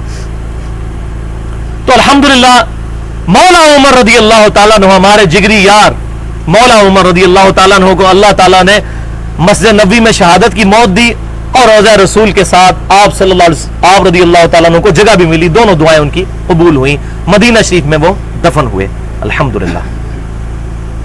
تو آپ صلی اللہ علیہ وسلم سے یہ دعا ثابت. پھر آپ صلی اللہ علیہ وسلم سے اما عائشہ نے پوچھا یا رسول اللہ آپ نے تو جا کے دعا کی، میں قبرستان جاؤں تو کیا دعا کروں؟ تو پھر آپ نے دعا تعلیم فرمائی جو آپ کے پیپر پر ریفرنس نمبر 8 ہے، صحیح مسلم کتاب الجنائز حدیث نمبر 2257. یہ 4-5 حدیثیں کٹھی ہیں. یہ دعا آپ صلی اللہ علیہ وسلم نے تعلیم فرمائی کہ مردوں کے لیے جا کر قبرستان میں یہ دعا کرنی ہے. بس یہ دعا کرنا جو ہے وہ ثابت ہے. اور ظاہر ہے ذکر اور درود ساتھ پڑھنا وہ تو ہے ہی ہے دعا کی قبولیت کے لیے. جو جامعہ ترمذی میں حدیث ہے جو ذکر اور درود پڑھ کر دعا کرتا ہے اللہ تعالیٰ اس کی دعا کو قبول کرتا ہے. 593 نمبر حدیث ہے انٹرنیشنل نمبرنگ کے مطابق.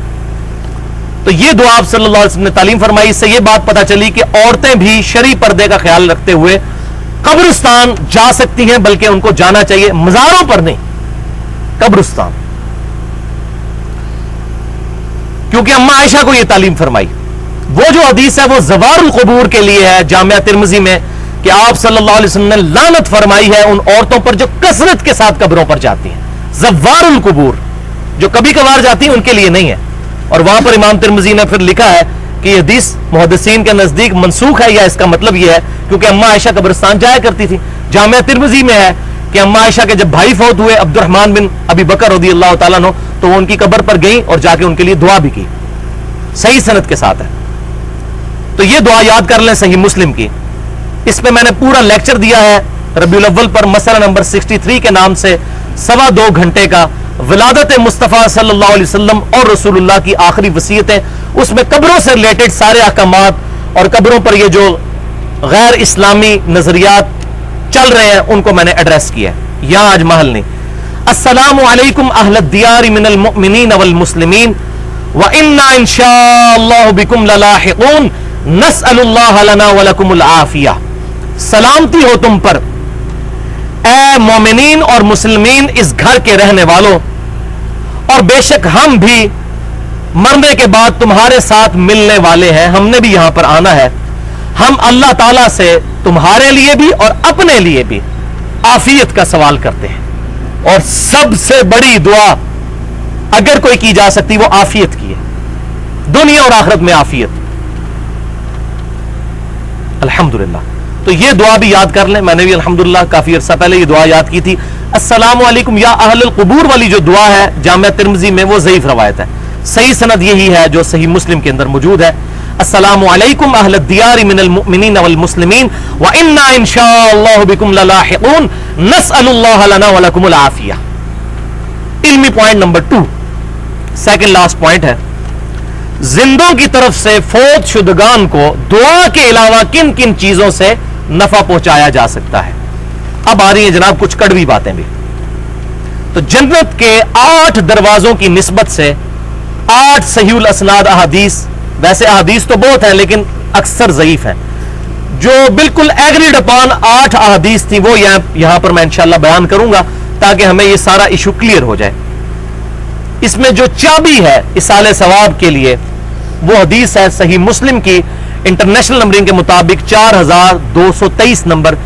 امام کائنات سید الاولین والآخرین شفیع المذنبین رحمت للعالمین سیدنا و مولانا امام اعظم محمد رسول اللہ صلی اللہ علیہ وسلم نے ارشاد فرمایا کہ مردے کو سوائے 3 چیزوں کے کسی اور شے کا ثواب نہیں پہنچتا. مردے کے تمام اعمال منقطع ہو جاتے ہیں سوائے 3 اعمال کے، وہ مرنے کے بعد بھی جاری رہتے ہیں. نمبر 1 صدقہ جاریہ. دنیا میں اس نے کوئی کام کیا تھا اور وہ صدقہ جاریہ بن گیا. مثلا اس نے پبلک پلیس کے اوپر کوئی پانی کا کولر لگوا دیا. میں نے پبلک پلیس لکھا، لوگ سمجھتے ہیں مسجد میں کولر لگانا ثواب ہے. پبلک پلیس کے اوپر لگوا دیا، یا مسجد میں کوئی صف بچھا دی، کوئی پنکھا لگوا دیا، کوئی بھی نیکی کا کام کیا جو صدقہ جاریہ بن گیا تو اس کا ثواب اس کو مرنے کے بعد بھی ملے گا. نمبر 2 ایسا علم جس سے لوگ فائدہ اٹھائیں. قربان جاؤں امام بخاری اور امام مسلم کے آج 1200 سال ہو گئے ہیں، آج تک امت ان کی احادیث کی کتابوں سے نفع اٹھا رہی ہے. تو امام بخاری اور امام مسلم کے نامہ اعمال میں لاکھوں کروڑوں پہاڑوں کے برابر اجر پہنچ چکا ہے الحمدللہ، امت نے جو ان کے علم سے نفع اٹھایا الحمدللہ. اور ظاہر ان کو ثواب ملنا چاہیے، انہی کی محنت ہے، کسی اور نے نہیں ان کو بخشا، ان کی اپنی محنت ہے. اور تیسرا فرمایا کہ نیک اولاد جو اپنے ماں باپ کے مرنے کے بعد ان کے لیے دعا کرتی ہے. حالانکہ دعا کا تو نفع ہر بندے کے ہی پہنچتا ہے، اولاد کا ذکر کیوں کیا؟ یہ پرٹیکولر اولاد کا ذکر کیوں کیا؟ اس کی 2 وجوہات ہو سکتی ہیں. ایک تو وجہ یہ کہ جو اولاد کو درد ہے وہ مولوی کو نہیں ہو سکتا. جو آپ نے پیسے دے کے مولوی دعا کے لیے منگوایا ہے وہ تو پیسے لے کے دعا کر رہا ہے، اولاد کو تو درد ہے کہ میرے ماں باپ کا کیا بنے گا مرنے کے بعد. اور دوسرا وہ بھی تشریح صحیح ہے جو اگلی احادیث کر رہی ہیں. حدیث نمبر 2 سنن نبی داؤد میں انٹرنیشنل نمبرنگ کے مطابق 3528 نمبر حدیث ہے. آپ صلی اللہ علیہ وسلم نے فرمایا بے شک سب سے پاکیزہ چیز جو انسان کھاتا ہے وہ اس کے ہاتھوں کی کمائی ہے، اور اس کی اولاد بھی اس کی کمائی ہے. اس کی اولاد اس کی کمائی ہے. یعنی اولاد اب جو بھی نیک امال کرے گی آٹومیٹکلی خود بخود اس کے نیک امال کا ثواب اس کے ماں باپ کو ملے گا، چاہے وہ زندہ ہے مردہ، کیونکہ اس کے ہاتھوں کی کمائی ہے، نیک اولاد کمائی ہے۔ کیوں دعا کی گئی ربنا ہب لنا من ازواجنا وذریاتنا قرۃ اعین وجعلنا للمتقین اماما، اے اللہ مجھے امام بنا پرہیزگار لوگوں کا۔ یہ امام مسجد والا امام نہیں ہے، مراد یہ کہ میری نسل میں میں پرکھ اور پیشوا بنوں ان لوگوں کا کہ میری نسل میں نیک لوگ آئیں، ان کا امام مجھے بنا۔ پھر اگلی حدیث اسی کانٹیکسٹ میں وہ بالکل مسئلے کو واضح کر دے گی۔ تیسری حدیث سنن ابن ماجہ میں انٹرنیشنل نمبرنگ کے مطابق صحیح حدیث ہے 3660 کہ نبی صلی اللہ علیہ وسلم فرماتے ہیں کہ بے شک اللہ تعالیٰ جنت میں مومن کے جب درجات بلند کرتا ہے تو بندہ عرض کرتا ہے اے میرے رب یہ میرے درجات کیوں بلند ہو رہے ہیں؟ تو اللہ تعالیٰ فرماتا ہے کہ یہ اس وجہ سے ہے جو تیرا بیٹا تیرے لیے تیرے مرنے کے بعد استغفار کرتا ہے۔ اب اس کو نفع پہنچ رہا ہے، اس کے درجات بلند ہو رہے ہیں، حالانکہ درجات انسان کے اپنے عمل سے بلند ہونا چاہیے۔ تو نیک اولاد کی صرف دعا نہیں بلکہ اس کے سارے اعمال، وہ اگر مرنے کے بعد میت کے لیے ایصال ثواب کے لیے صدقہ اور خیرات کرتا ہے، جو اعمال بھی کرتا ہے اس میں یہ نہیں کہ یا اللہ میں پہنچاتا ہوں، وہ خود بخود پہنچیں گے، کوئی ٹینشن نہ لیں، اللہ تعالیٰ نے خود ذمہ داری لی ہے۔ چوتھی حدیث صحیح بخاری اور مسلم کی متفق علیہ حدیث ہے، بخاری میں انٹرنیشنل نمبر کے مطابق 1388، ایک آدمی نے عرض کی یا رسول اللہ صلی اللہ علیہ وسلم میری والدہ اچانک فوت ہو گئی اور مجھے یہ یقین ہے کہ اگر میری والدہ کو تھوڑا سا ٹائم مل جاتا تو وہ مجھے صدقہ اور خیرات کرنے کی ضرور وصیت کرتی، لیکن اس نے وصیت کی کوئی نہیں۔ اب اس نے وصیت تو نہیں کی، تو اب میں اس کے مرنے کے بعد اگر اس کی طرف سے صدقہ کروں تو اس کو ثواب ملے گا؟ آپ صلی اللہ علیہ وسلم نے بڑا مختصر جواب دیا، ہاں، کوئی پیچیدگی نہیں اس میں، کوئی دوسری بات نہیں کہ آؤٹ آف کوسچن ہے، ہاں بھائی یہ آپ کا مسئلہ حل ہو گیا۔ اگلی حدیث جس کو لوگ ان حدیث کے ساتھ کنفیوز کرتے تھے کہ جو منت کا پہنچتا ہے باقی نہیں، اس لیے میں نے منت کے بغیر والی روایتیں بیان کی ہیں۔ ہاں منت مانی ہو وہ تو بدرجہ اولا پہنچتا ہے، وہ اگلی حدیث ہے۔ اس سے پہلے ایک اور حدیث، پانچویں حدیث سنن نسائی میں امام نسائی رحمت اللہ علیہ نے پورا چیپٹر باندھا ہے کہ میت کی طرف سے صدقہ کیا ہوا اس کو ثواب پہنچتا ہے۔ اس میں یہ حدیث بخاری اور مسلم والی بھی لے کر آئے اور ایک اور حدیث لے کر آئے، ایک صحابی نے عرض کی اے اللہ کے رسول صلی اللہ علیہ وسلم، یہ بالکل واضح حدیث ہے کہ میرا باپ بغیر کسی وصیت کے فوت ہوا ہے، اس نے مجھے کوئی وصیت نہیں کی کہ میں اس کی طرف سے صدقہ کروں یا نہ کروں۔ اب مجھے بتائیے، اس نے مجھے وصیت تو کوئی نہیں کی لیکن میں چاہ رہا ہوں کہ اس کے مرنے کے بعد اس کی طرف سے صدقہ کروں، تو کیا اس کا اجر اس کو ملے گا؟ آپ نے فرمایا ہاں، بس دیٹس آل، کوئی کمپلیکیشن والی بات نہیں کی۔ آئے مائے شائے والی بات ہوتی تو لوگ اور مطلب نکالتے، کیٹاگوریکلی فرمایا ہاں پہنچے گا اولاد کا۔ وہ ساری حدیثیں ایک چین سے میں نے جوڑی ہیں، بڑی ترتیب، بڑی محنت کی ہے اس پہ تاکہ یہ مسئلہ سمجھ آئے، اور انشاءاللہ اس طریقے سے نہ کسی نے کتاب میں لکھا ہوا ہے نہ کہیں لیکچر میں دیا ہوا ہے، کیونکہ وہ پہلے ذہن میں رکھتے ہیں کس فرقے کی حفاظت کرنی ہے، تو ہر بندہ اپنا مکتبہ فکر سامنے رکھ کے تو وہ مسئلے بیان کر رہا ہوتا ہے، دو نمبری جو ہوتی پیچھے۔ چھٹی حدیث بخاری اور مسلم کی متفق علیہ حدیث ہے، سعد بن عبادہ رضی اللہ تعالیٰ عنہ کہتے ہیں، یہ حدیث ہے جس کو اوپر والی حدیثوں سے لوگ کنفیوز کرتے ہیں، یہ بالکل الگ حدیث ہے۔ یہ اسی طریقے سے ہے کہ کوئی گھوڑوں کی دموں والی حدیث رمول الیدین پہ لگا دے، وہ بالکل الگ حدیث ہے، یہ بالکل الگ حدیث ہے۔ یہ حدیث ہے کہ سعد بن عبادہ کہتے ہیں کہ میری ماں نے منت مانی تھی، نظر مانی تھی اللہ کے لیے، لیکن وہ ادا کرنے سے پہلے فوت ہو گئی، اس کو موقع نہیں ملا۔ اب اگر ان کی وفات کے بعد میں ان کی طرف سے وہ نظر اور منت پوری کر دوں تو یا رسول اللہ کیا ان کو ثواب ملے گا؟ تو آپ صلی اللہ علیہ وسلم نے فرمایا ہاں، یہاں بھی آپ نے سیدھا فرمایا ہاں ملے گا۔ ساتویں حدیث صحیح بخاری میں ہے، انٹرنیشنل نمبر کے مطابق 1852، ایک عورت نے عرض کی کہ یا رسول اللہ صلی اللہ علیہ وسلم میری ماں نے یہ منت مانی تھی کہ وہ حج کرے گی، لیکن وہ حج کرنے سے پہلے ہی فوت ہو گئی، اب کیا میں اس کی طرف سے حج کروں؟ تو آپ صلی اللہ علیہ وسلم نے فرمایا ہاں کرو۔ پھر آپ نے اس کو اپنے پاس بلا کر کہا سنو، اگر تمہاری ماں پر کوئی قرض ہوتا اور وہ مر جاتی تو کیا تم اس کی طرف سے قرض نہ ادا کرتی؟ اس نے کہا یا رسول اللہ ضرور کرتی. تو فرمایا پھر اللہ کا قرض بھی ادا کرو نا. اللہ کے لیے اس نے منت مانی تھی تو تم اس کے بہاف پر، تم بیٹی ہو اس کی، اس نظر کو پورا کرو. الحمدللہ. بلکہ 8ویں حدیث جو ہے وہ بالکل اس مسئلے کو اور واضح کر دے گی. الحمدللہ.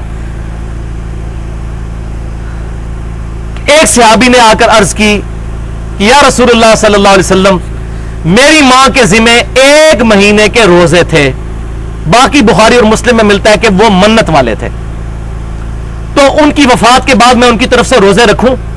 آپ نے فرمایا ہاں رکھو. اب ساتھ بونس بھی انہوں نے ایک ڈیمانڈ کر لیا، چونگے میں ایک چیز لے لی. یا رسول اللہ صلی اللہ علیہ وسلم چلے یہ روزے تو اس نے منت مانے ہوئے تھے، میری والدہ نے کبھی حج نہیں کیا. اب یہاں منت کا ذکر نہیں ہے، یہ بالکل الگ حدیث ہے. یا رسول اللہ میری ماں نے کبھی حج نہیں کیا. اب یہ نہیں کہا کہ نظر مانی ہوئی تھی، وہ الگ حدیث ہے.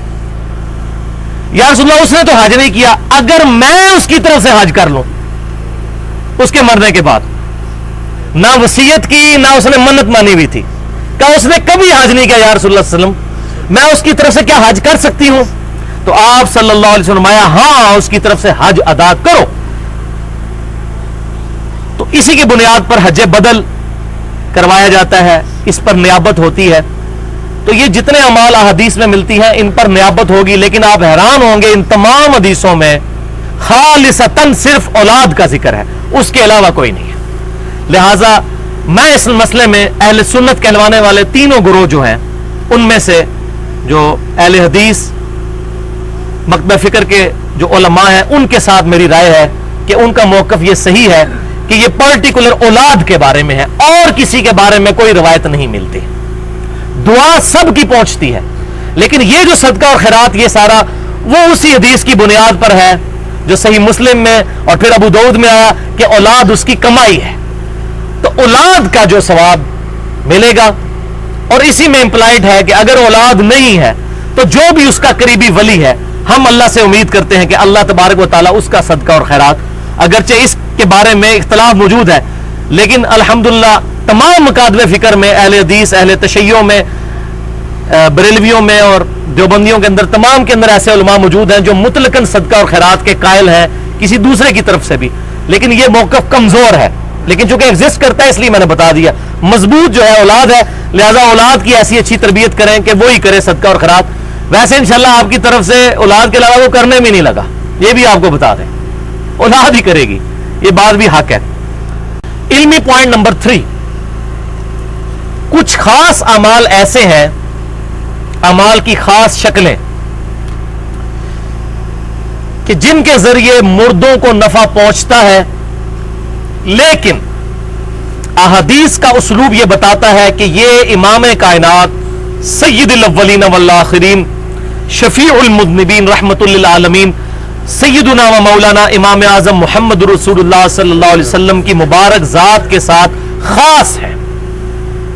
لیکن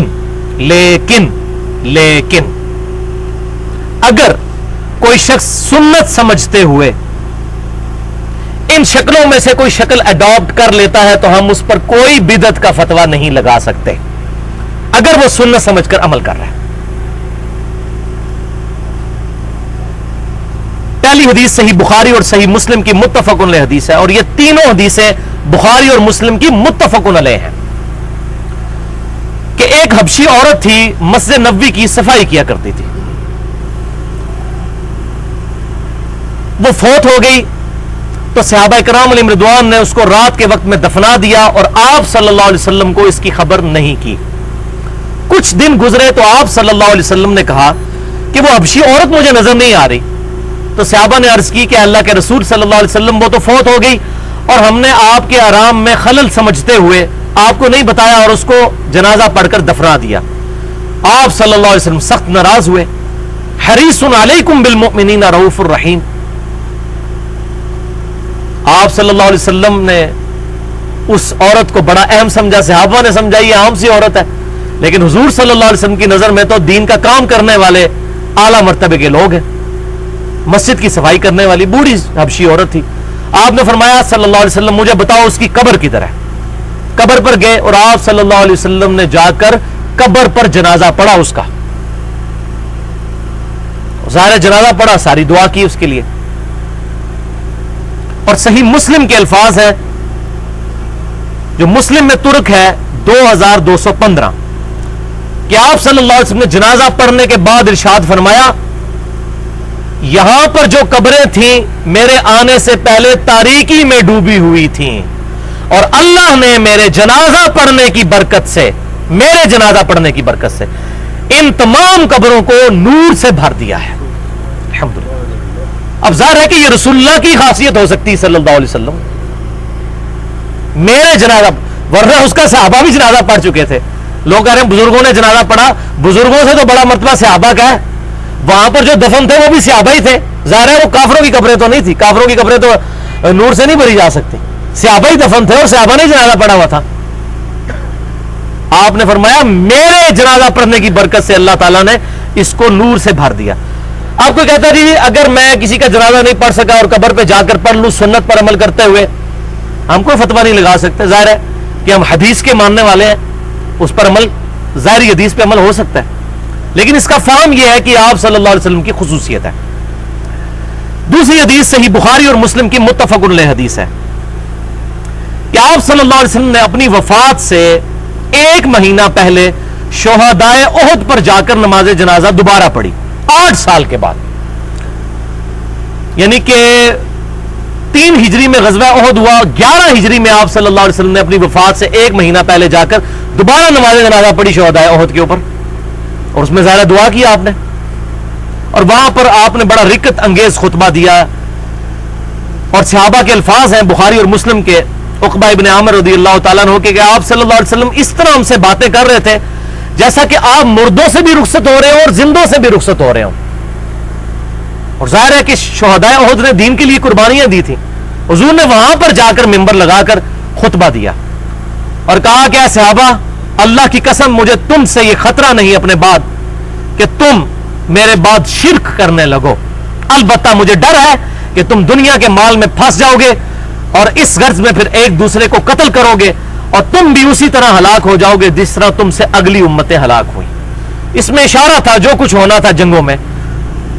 ہزاروں لوگ تو حضور کی وفات کے فوراً بعد ہزاروں صحابہ مرتد ہو گئے, مرتدین زکات بن گئے, مسلمہ کذاب کے ساتھ مل گئے. پھر سیدنا مولا ابو بکر رضی اللہ تعالیٰ نے ان کے خلاف قتال کیا.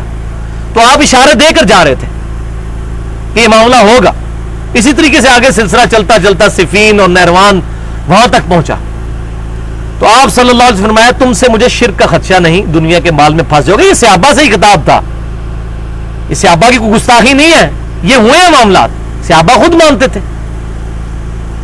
لہذا صحابہ کے پیٹرن پر ایک گروہ امت کا, بخاری اور مسلم کی متفق علیہ حدیث ہے کہ ایک میری امت کا گروہ قیامت تک حق پر قائم رہے گا. یعنی یہ امت کی خصوصیت ہے کہ ایک گروہ ایسا ہوگا جو کبھی شرک نہیں کرے گا.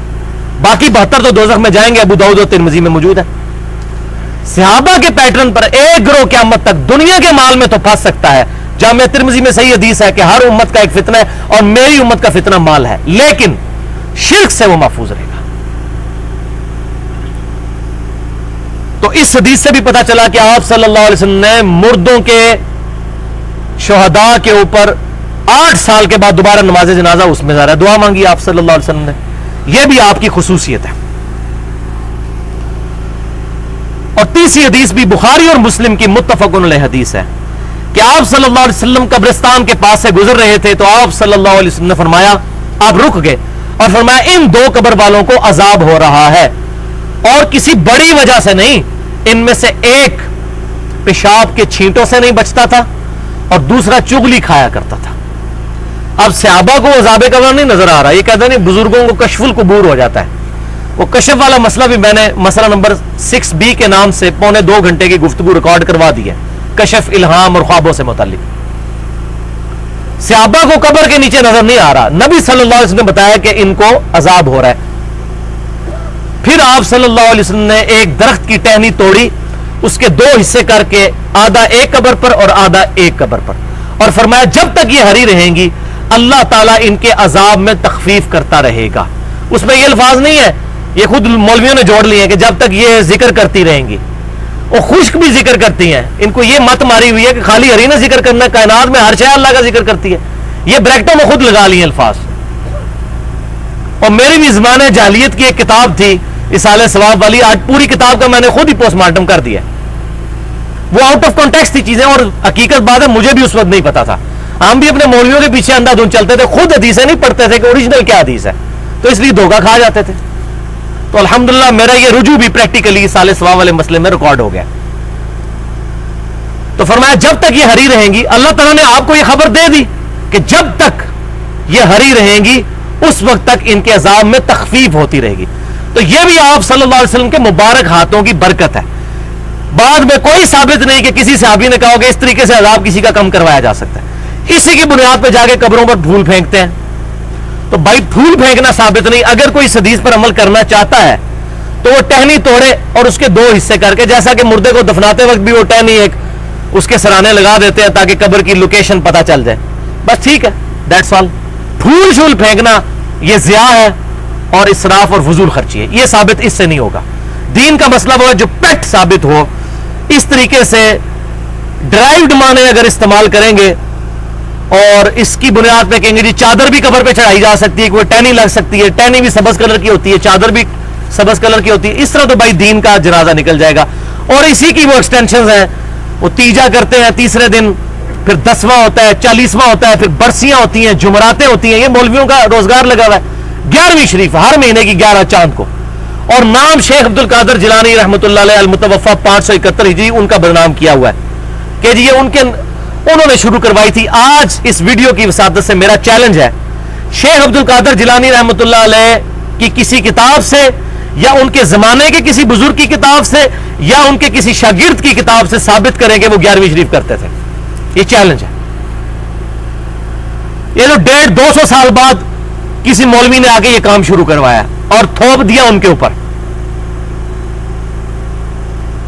جس طریقے سے کئی چیزیں جو ہیں وہ بعد میں شروع ہوئی ہیں اور نبی صلی اللہ علیہ وسلم پر تھوپ دی گئی ہیں، معاذ اللہ استغفر اللہ. اسی طریقے سے یہ رجب کے کنڈے، امام جعفر الصادق رحمت اللہ علیہ المتوفا 148 ہجری، ان کی یوم وفات کو وہ عرس مناتے ہیں اور یہ کنڈے پھر چل پڑے. یہ جو مشہور ہے کہ امیر معاویہ رضی اللہ تعالیٰ عنہ کی وفات کی خوشی ہے، یہ جھوٹ ہے. یہ سنیوں نے صرف جان چھڑانے کے لیے ایک بات کی ہے، یہ بات نہیں ہے. ان کی یوم وفات 22 رجب نہیں ہے، ان کی 26 یا 27 بنتی ہے. چونکہ اب رجب کا مہینہ ہے تو میں نے یہ بتا دیا. یہ بیسیکلی ان کا عرس مناتے ہیں، حالانکہ انہوں نے نہ کبھی سیدنا علی کا عرس منایا، نہ خود انہوں نے کبھی اپنا کوئی معاملہ کیا، اور یہ پیچھے سے ان کی طرف چیزیں منسوب کی ہوئی ہیں. لیکن یہاں پر یہ حق بات ہے، یہ جتنے بھی یہ کام کیے جاتے ہیں اللہ کے نام کے کیے جاتے ہیں، اور ہم یہ نہیں کہتے کہ یہ شرک کر رہے ہیں، وہ اللہ کے نام کے کر رہے ہیں سالے ثواب. ہم یہ کہتے ہیں یہ چیزیں ثابت نہیں ہیں. زیادہ سے زیادہ کوئی سخت حکم لگے گا تو بدعت کا لگے گا. 11ویں شریف کو شرک نہیں ہو جائے گی. یا اسی طریقے یہ شریف میں ان کے زبان میں نہیں اس کو شریف کہہ رہا جو کہ مشہور ہے. اسی طریقے سے محرم کی شیرنی یا یہ کنڈے یا یہ تیجا 40واں، یہ تمام کی تمام چیزیں جب تک یہ اللہ کے نام کی دی جا رہی ہیں اس وقت تک تو معاملہ ٹھیک. ہاں اگر کوئی کہتا ہے اس سے میں کسی بزرگ کا تقرب، وہ میں پہلے بتا چکا، اس میں میرا پورا لیکچر بھی علیحدہ سے مسئلہ نمبر 68 موجود ہے.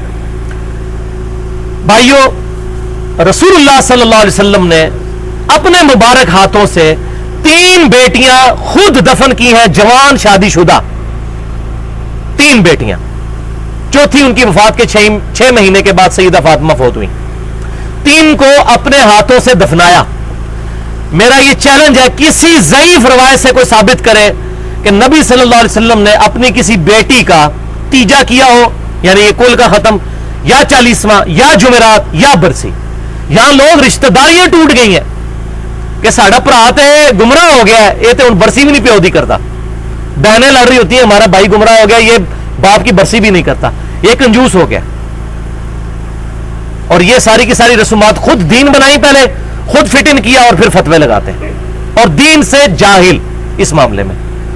آپ صلی اللہ علیہ وسلم کی کسی ضعیف روایت سے کوئی 40واں یہ تمام چیزیں، اور یہ خود بھی مانتے ہیں نہیں ثابت. یہ نہیں ہے، وہ کہتے ہیں ہم نے خود سے ڈیوائس کی ہیں، اور اس کے اوپر پھر دلائل کیا دیتے ہیں، وہ جی دیکھو نا جی کیا ہوتا ہے کل کے اوپر قرآن پڑھا جاتا ہے. قرآن پڑھنا گناہ ہے؟ نہیں، گناہ تو نہیں. کھانا حلال سامنے رکھا جاتا ہے، کھانا کھانا گناہ ہے؟ نہیں جی. اور بندہ مرا ہوا مسلمان ہے، اس کے لیے دعا کرنا گناہ ہے؟ نہیں. تو کہتے ہیں تینوں چیزیں جمع ہو جائیں تو گناہ کیسے ہو جائیں گی؟ نیکی جمع نیکی جمع نیکی برابر ہے نیکی، میتھمیٹیکل ایکویشن. ہاں جی سناؤ. انہوں اسی جواب دے سکنے ہیں. ان کا جواب انشاءاللہ علمی طریقے سے دیں گے کہ بھائیوں اس طریقے سے اگر ہم ضرب تقسیمیں شروع کر دیں وَلِعَوْذُ بِاللَّهِ تعالی، اور اس میں پھر ایک دلیل بھی دیتے ہیں، میں ساتھ ہی ذکر کر دوں. بخاری اور مسلم کی ایک متفق علیہ حدیث ہے کہ آپ صلی اللہ علیہ وسلم کے سامنے کھانا رکھا گیا، آپ صلی اللہ علیہ وسلم نے اس پر کچھ پڑھا، آپ صلی اللہ علیہ وسلم نے پھر دعا کی. وہ کہتے ہیں نہیں دیکھیں کھانا بھی سامنے رکھا اور آپ نے پڑھا اور دعا کی. آپ لوگ کہتے ہیں کھانا سامنے رکھ کے دعا کرنا اور پڑھنا یہ شرک اور بدعت ہے. شرک تو ہے ہی نہیں، وَلِعَوْذُ بِاللَّهِ تعالی. اللہ معاف کرے جو ایسے بدبخت ہیں جو لوگ اس کو شرک کہتے ہیں. ہم یہ کہتے ہیں زیادہ ثابت نہیں ہے، لیکن پوری حدیث نہیں بیان کرتے کیونکہ پوری حدیث میں ان کی موت ہے. یہ بھی پرٹیکولر حضور صلی اللہ علیہ وسلم کی خصوصیت والی حدیث ہے. وہ کیسے کہ یہ حدیث حضور کے معجزات کے چیپٹر میں ہے بخاری اور مسلم میں، اور پوری حدیث یہ ہے کہ ابو طلحہ انصاری رضی اللہ تعالیٰ عنہ نے حضور صلی اللہ علیہ وسلم پر جب بھوک کے آثار دیکھے تو چپکے سے حضور کے کان میں کہا کہ یا رسول اللہ صلی اللہ علیہ وسلم آپ 10 بندوں کو لے کر آ جائیں، میں آپ کو کھانا کھلاتا ہوں، میرے پاس چھوٹی سی بکری ہے، بکری کا بچہ ذبح کر کے. تو آپ صلی اللہ علیہ وسلم نے کہا ٹھیک ہے، اور جب وہ چلے گئے تو حضور نے وہاں پر 300-400 صحابہ موجود تھے، سب کو کہا کہ آج ہماری دعوت ہے ابو طلحہ کے گھر. اور حضرت ابو طلحہ رضی اللہ تعالیٰ کو جب پتا چلا وہ ٹینشن میں آ گئے. ان کا میں نے تو حضور کو کان میں کہا تھا، حضور نے میرا راز بھی افشا کر دیا، میرے پاس تو 10 بندوں کا کھانا ہے. تو حضور ان کی بیوی بڑی کامل الایمان مومنہ تھی، انہوں نے کہا اللہ اور اس کا رسول بہتر جانتے ہیں. 10 کو تم نے بلایا، باقیوں کو رسول اللہ نے بلایا، تو اللہ اور اس کا رسول بہتر جانتے ہیں، تم کیوں ٹینشن لے رہے ہو؟ اتنے میں کیا حضور کا قاصد وہاں پہنچ گیا. انہوں نے کہا کہ اللہ کے نبی صلی اللہ علیہ وسلم نے فرمایا کہ جب تک میں نہ ہوں ہنڈیا پکانے کے بعد اس کے اوپر اس کو ڈھانپ کر رکھو، اور جو آٹا گوندا ہوا ہے اس کو بھی ڈھانپ کر رکھو جب تک میں نہ آ جاؤں. پھر آپ صلی اللہ علیہ وسلم تشریف لائے، اور حدیث کے الفاظ ہیں آپ صلی اللہ علیہ وسلم نے کچھ پڑھا. اس میں یہ نہیں موجود کہ کیا پڑھا، اس پر کچھ پڑھا. حدیث کے الفاظ ہیں جو اللہ نے رسول اللہ کو سکھایا، کوئی ایسے کلمات تھے صلی اللہ علیہ وسلم. پھر آپ صلی اللہ علیہ وسلم نے اس پر دعا کی. یہاں تک تو بیان کرتے ہیں، تیسری بات نہیں بتاتے کیونکہ ساری مولویوں کی روٹی بند ہو جائے گی. پھر آپ نے اپنا لعاب دہن اس میں ڈالا. پھر پوری سنت عمل کرو نا، کلام بھی پڑھو، دعا بھی، پھر سب کے سامنے اپنا تھوک بھی ڈالو، پوری سنت پہ عمل کرو. یا پھر ہمارے والا عقیدہ رکھو کہ یہ معجزہ ہے اور حضور کے ساتھ خاص ہے، اس کے بغیر چارہ ہی کوئی نہیں. یہ تھوک والا حصہ چھپا جاتے ہیں. آپ صلی اللہ علیہ وسلم نے اپنی تھوک مبارک یعنی لعاب دہن مبارک اس میں ڈالا. اس کی یہ برکت ظاہر ہوئی کہ آپ صلی اللہ علیہ وسلم نے فرمایا کہ اس کے اوپر سے پردہ نہیں ہٹانا، بس نیچے سے آٹے کے پیڑے لیتے جاؤ اور یوں کھانا ڈالتے جاؤ. 300 سے زیادہ صحابہ کھا کر چلے گئے. پھر ابو طلحہ انصاری رضی اللہ تعالیٰ نے جب وہ دیچکے کے اوپر سے وہ ہٹایا اور آٹے کے اوپر، تو وہ اتنا ہی تھا جتنا کہ وہ پہلے تھا. الحمدللہ یہ رسول اللہ کا معجزہ تھا. الحمدللہ اس کے اوپر سے یہ چیزیں ثابت نہیں ہوتی. یہ تھوک ڈالے نا، میں دیکھتا ہوں کون کھائے گا، حالانکہ تھوک پاک ہے، لیکن یہ آپ صلی اللہ علیہ وسلم کی برکت تھی. تو یہ بھی دیکھا کس کس طریقے سے 2 نمبریاں کرتے ہیں. تو یہاں پر ایک بڑا لیم ایکسکیوز یہ دیتے ہیں، بڑا لنگڑا لولا، اور جی یہ چیزیں ثابت نہیں تو کیا ہوا؟ نبی صلی اللہ علیہ وسلم نے 40واں برسی کرنا منع تو کہیں نہیں کیا. یہ اکثر آپ سنتے ہوں گے، جو آپ بات کریں گے نا، یہ ڈاکٹر تعلق قادری صاحب بھی اپنے معتقدین کو کہہ رہے ہوتے ہیں، ان سے پوچھا کرو منع کدھر ہے، یہ چپ کر جائیں گے. چپ تو کریں گے ناڑی لوگ، کتاب و سنت کے منہج کے لوگ چپ نہیں کریں گے. آگے ہم سے کو پوچھے تو صحیح، انشاءاللہ تعالی ہم جواب دیں گے. ہم رسول اللہ صلی اللہ علیہ وسلم کے دین کے سپاہی ہیں، یہ کیسے ہو سکتا ہے کہ ہم خاموش بیٹھ جائیں؟ انشاءاللہ تعالی ایک ایک بات کا جواب دیں گے اللہ کے فضل و کرم سے. آج اس کا وہ جواب لے جائیں جس کے بعد انشاءاللہ قلم ٹوٹ جائے گی کہ بھائیو اگر یہ اصول خود ساختہ مان لیا جائے تو پورے کے پورے دین کا جنازہ نکل جائے گا. دنیاوی معاملات میں یہ اصول بالکل ٹھیک ہے، اجماع ہے کہ دنیا کے کسی کام سے اگر منع نہیں کیا وہ جائز ہے. لیکن دین کے معاملے میں صرف وہ چیزیں جائز ہیں جن کے لیے تعلیم فرمائی ہے، اور جو نہیں بتائیں وہ جائز کیا، وہ ثابت ہی نہیں، وہ بدعت ہو جائیں گی۔ اب مجھے بتائیے، اگر کوئی بندہ مسجد میں نماز پڑھتا ہے تو کیا اس کے دل میں یہ نیت ہوتی ہے نیچے اس پنکھے کے اور اوپر اس قالین کے اور سامنے اس ایئر کنڈیشن کے منہ طرف خانہ کعبہ شریف، یہ ہوتی ہے؟ یہ دین کی چیز ہی نہیں ہے، اس لیے نہیں ہوتی۔ زبان سے نیت ثابت نہیں، لیکن دل میں حاصل کرنا ضروری ہے، وہ حاضر کرنا ضروری ہے۔ انما الاعمال بالنیات، تو کیا ہماری یہ نیت ہوتی ہے؟ یہ معاملات نہیں، انشاءاللہ میں اگلی دفعہ بتاؤں گا۔ اب اس کا وہ جواب لے لیں جو علم الکلام سے جواب ہے، الزامی جواب، جس کو لاجیکل آنسر کہتے ہیں فلسفی میں، اور سائنس کی لینگویج میں اینٹی وینم، جس کو پنجابی میں کہتا ہوں پھکی، ہاضمے کی، کہ بخاری اور مسلم کی متفق علیہ حدیث ہے کہ آپ صلی اللہ علیہ وسلم نے فرمایا، جب کوئی شخص اذان دیتا ہے تو اذان کی آواز سے شیطان کئی میل دور بھاگ جاتا ہے اور اس کی ہوا بھی نکل جاتی ہے۔ تو اذان دینا اچھا کام ہے نا جی، شیطان بھاگتا ہے۔ عید کی اذان کیوں نہیں ہوتی؟ جنازے کی اذان کیوں نہیں ہوتی؟ ان سے پوچھئے تو کہیں گے نہیں، وہ عید کی اذان ثابت نہیں ہے۔ ہم کہیں گے نہیں نہیں بھائی، اذان تو بڑا اچھا کام ہے۔ یہ وہی بات، قرآن پڑھ رہے ہیں، کھانا حلال ہے، مرا ہوا بندہ مسلمان ہے، کیا ہوا اگر کر لیا؟ تو بھائی اذان تو بڑا نیکی کا کام ہے۔ بعض لوگوں نے تو صرف عید کی نماز ہی پڑھنی ہوتی ہے، وہ سال بعد مسجد میں آتے ہیں، اس دن تو زیادہ ضرورت ہے کہ شیطان کو بھگایا جائے، تو عید کی 2 اذانیں دیا کرو۔ کہتے ہیں نہیں، عید کی اذان ثابت نہیں ہے اس لیے نہیں دیتے۔ تو ثابت نہ ہوا تو کیا ہوا؟ یہ تو بڑا اچھا کام ہے، کرو۔ کوئی بھی نہیں کرے گا، نہ کوئی اہل سنت میں سے بریلوی، دیوبندی، نہ اہل حدیث، نہ اہل تشیع۔ اب یہ وہی جواب ہے، ہم وہی بات کریں گے، الزامی جواب۔ ثابت نہیں تو کیا ہوا بھائی؟ منع ہے کہیں؟ کوئی ضعیف روایت دکھاؤ کہ جس میں آیا ہو کہ عید کی اذان مت دو، جنازے کی اذان مت دو، نہیں ہے، ثابت نہیں۔ تو اب ہماری ڈیفینیشن وہی کہ دین میں آپ کوئی چیز داخل نہیں کر سکتے۔ اب اس حدیث کو سمجھ لیں جو 2 حدیثیں ہیں، صحیح مسلم میں، صحیح بخاری میں، دونوں میں حدیث موجود ہے۔ بخاری اور مسلم کی متفق علیہ حدیث ہے۔ امام کائنات صلی اللہ علیہ وسلم نے فرمایا، من احدث فی امرنا ھذا، جس نے ہمارے اس دین میں کوئی چیز داخل کی، فہو رد، اس کی وہ داخل کی ہوئی چیز مردود ہے۔ کیٹیگوریکل، کوئی اچھی بدعت بری بدعت یہ کوئی سوال ہی نہیں ہے، جس نے بھی ہمارے دین میں کوئی چیز داخل کی۔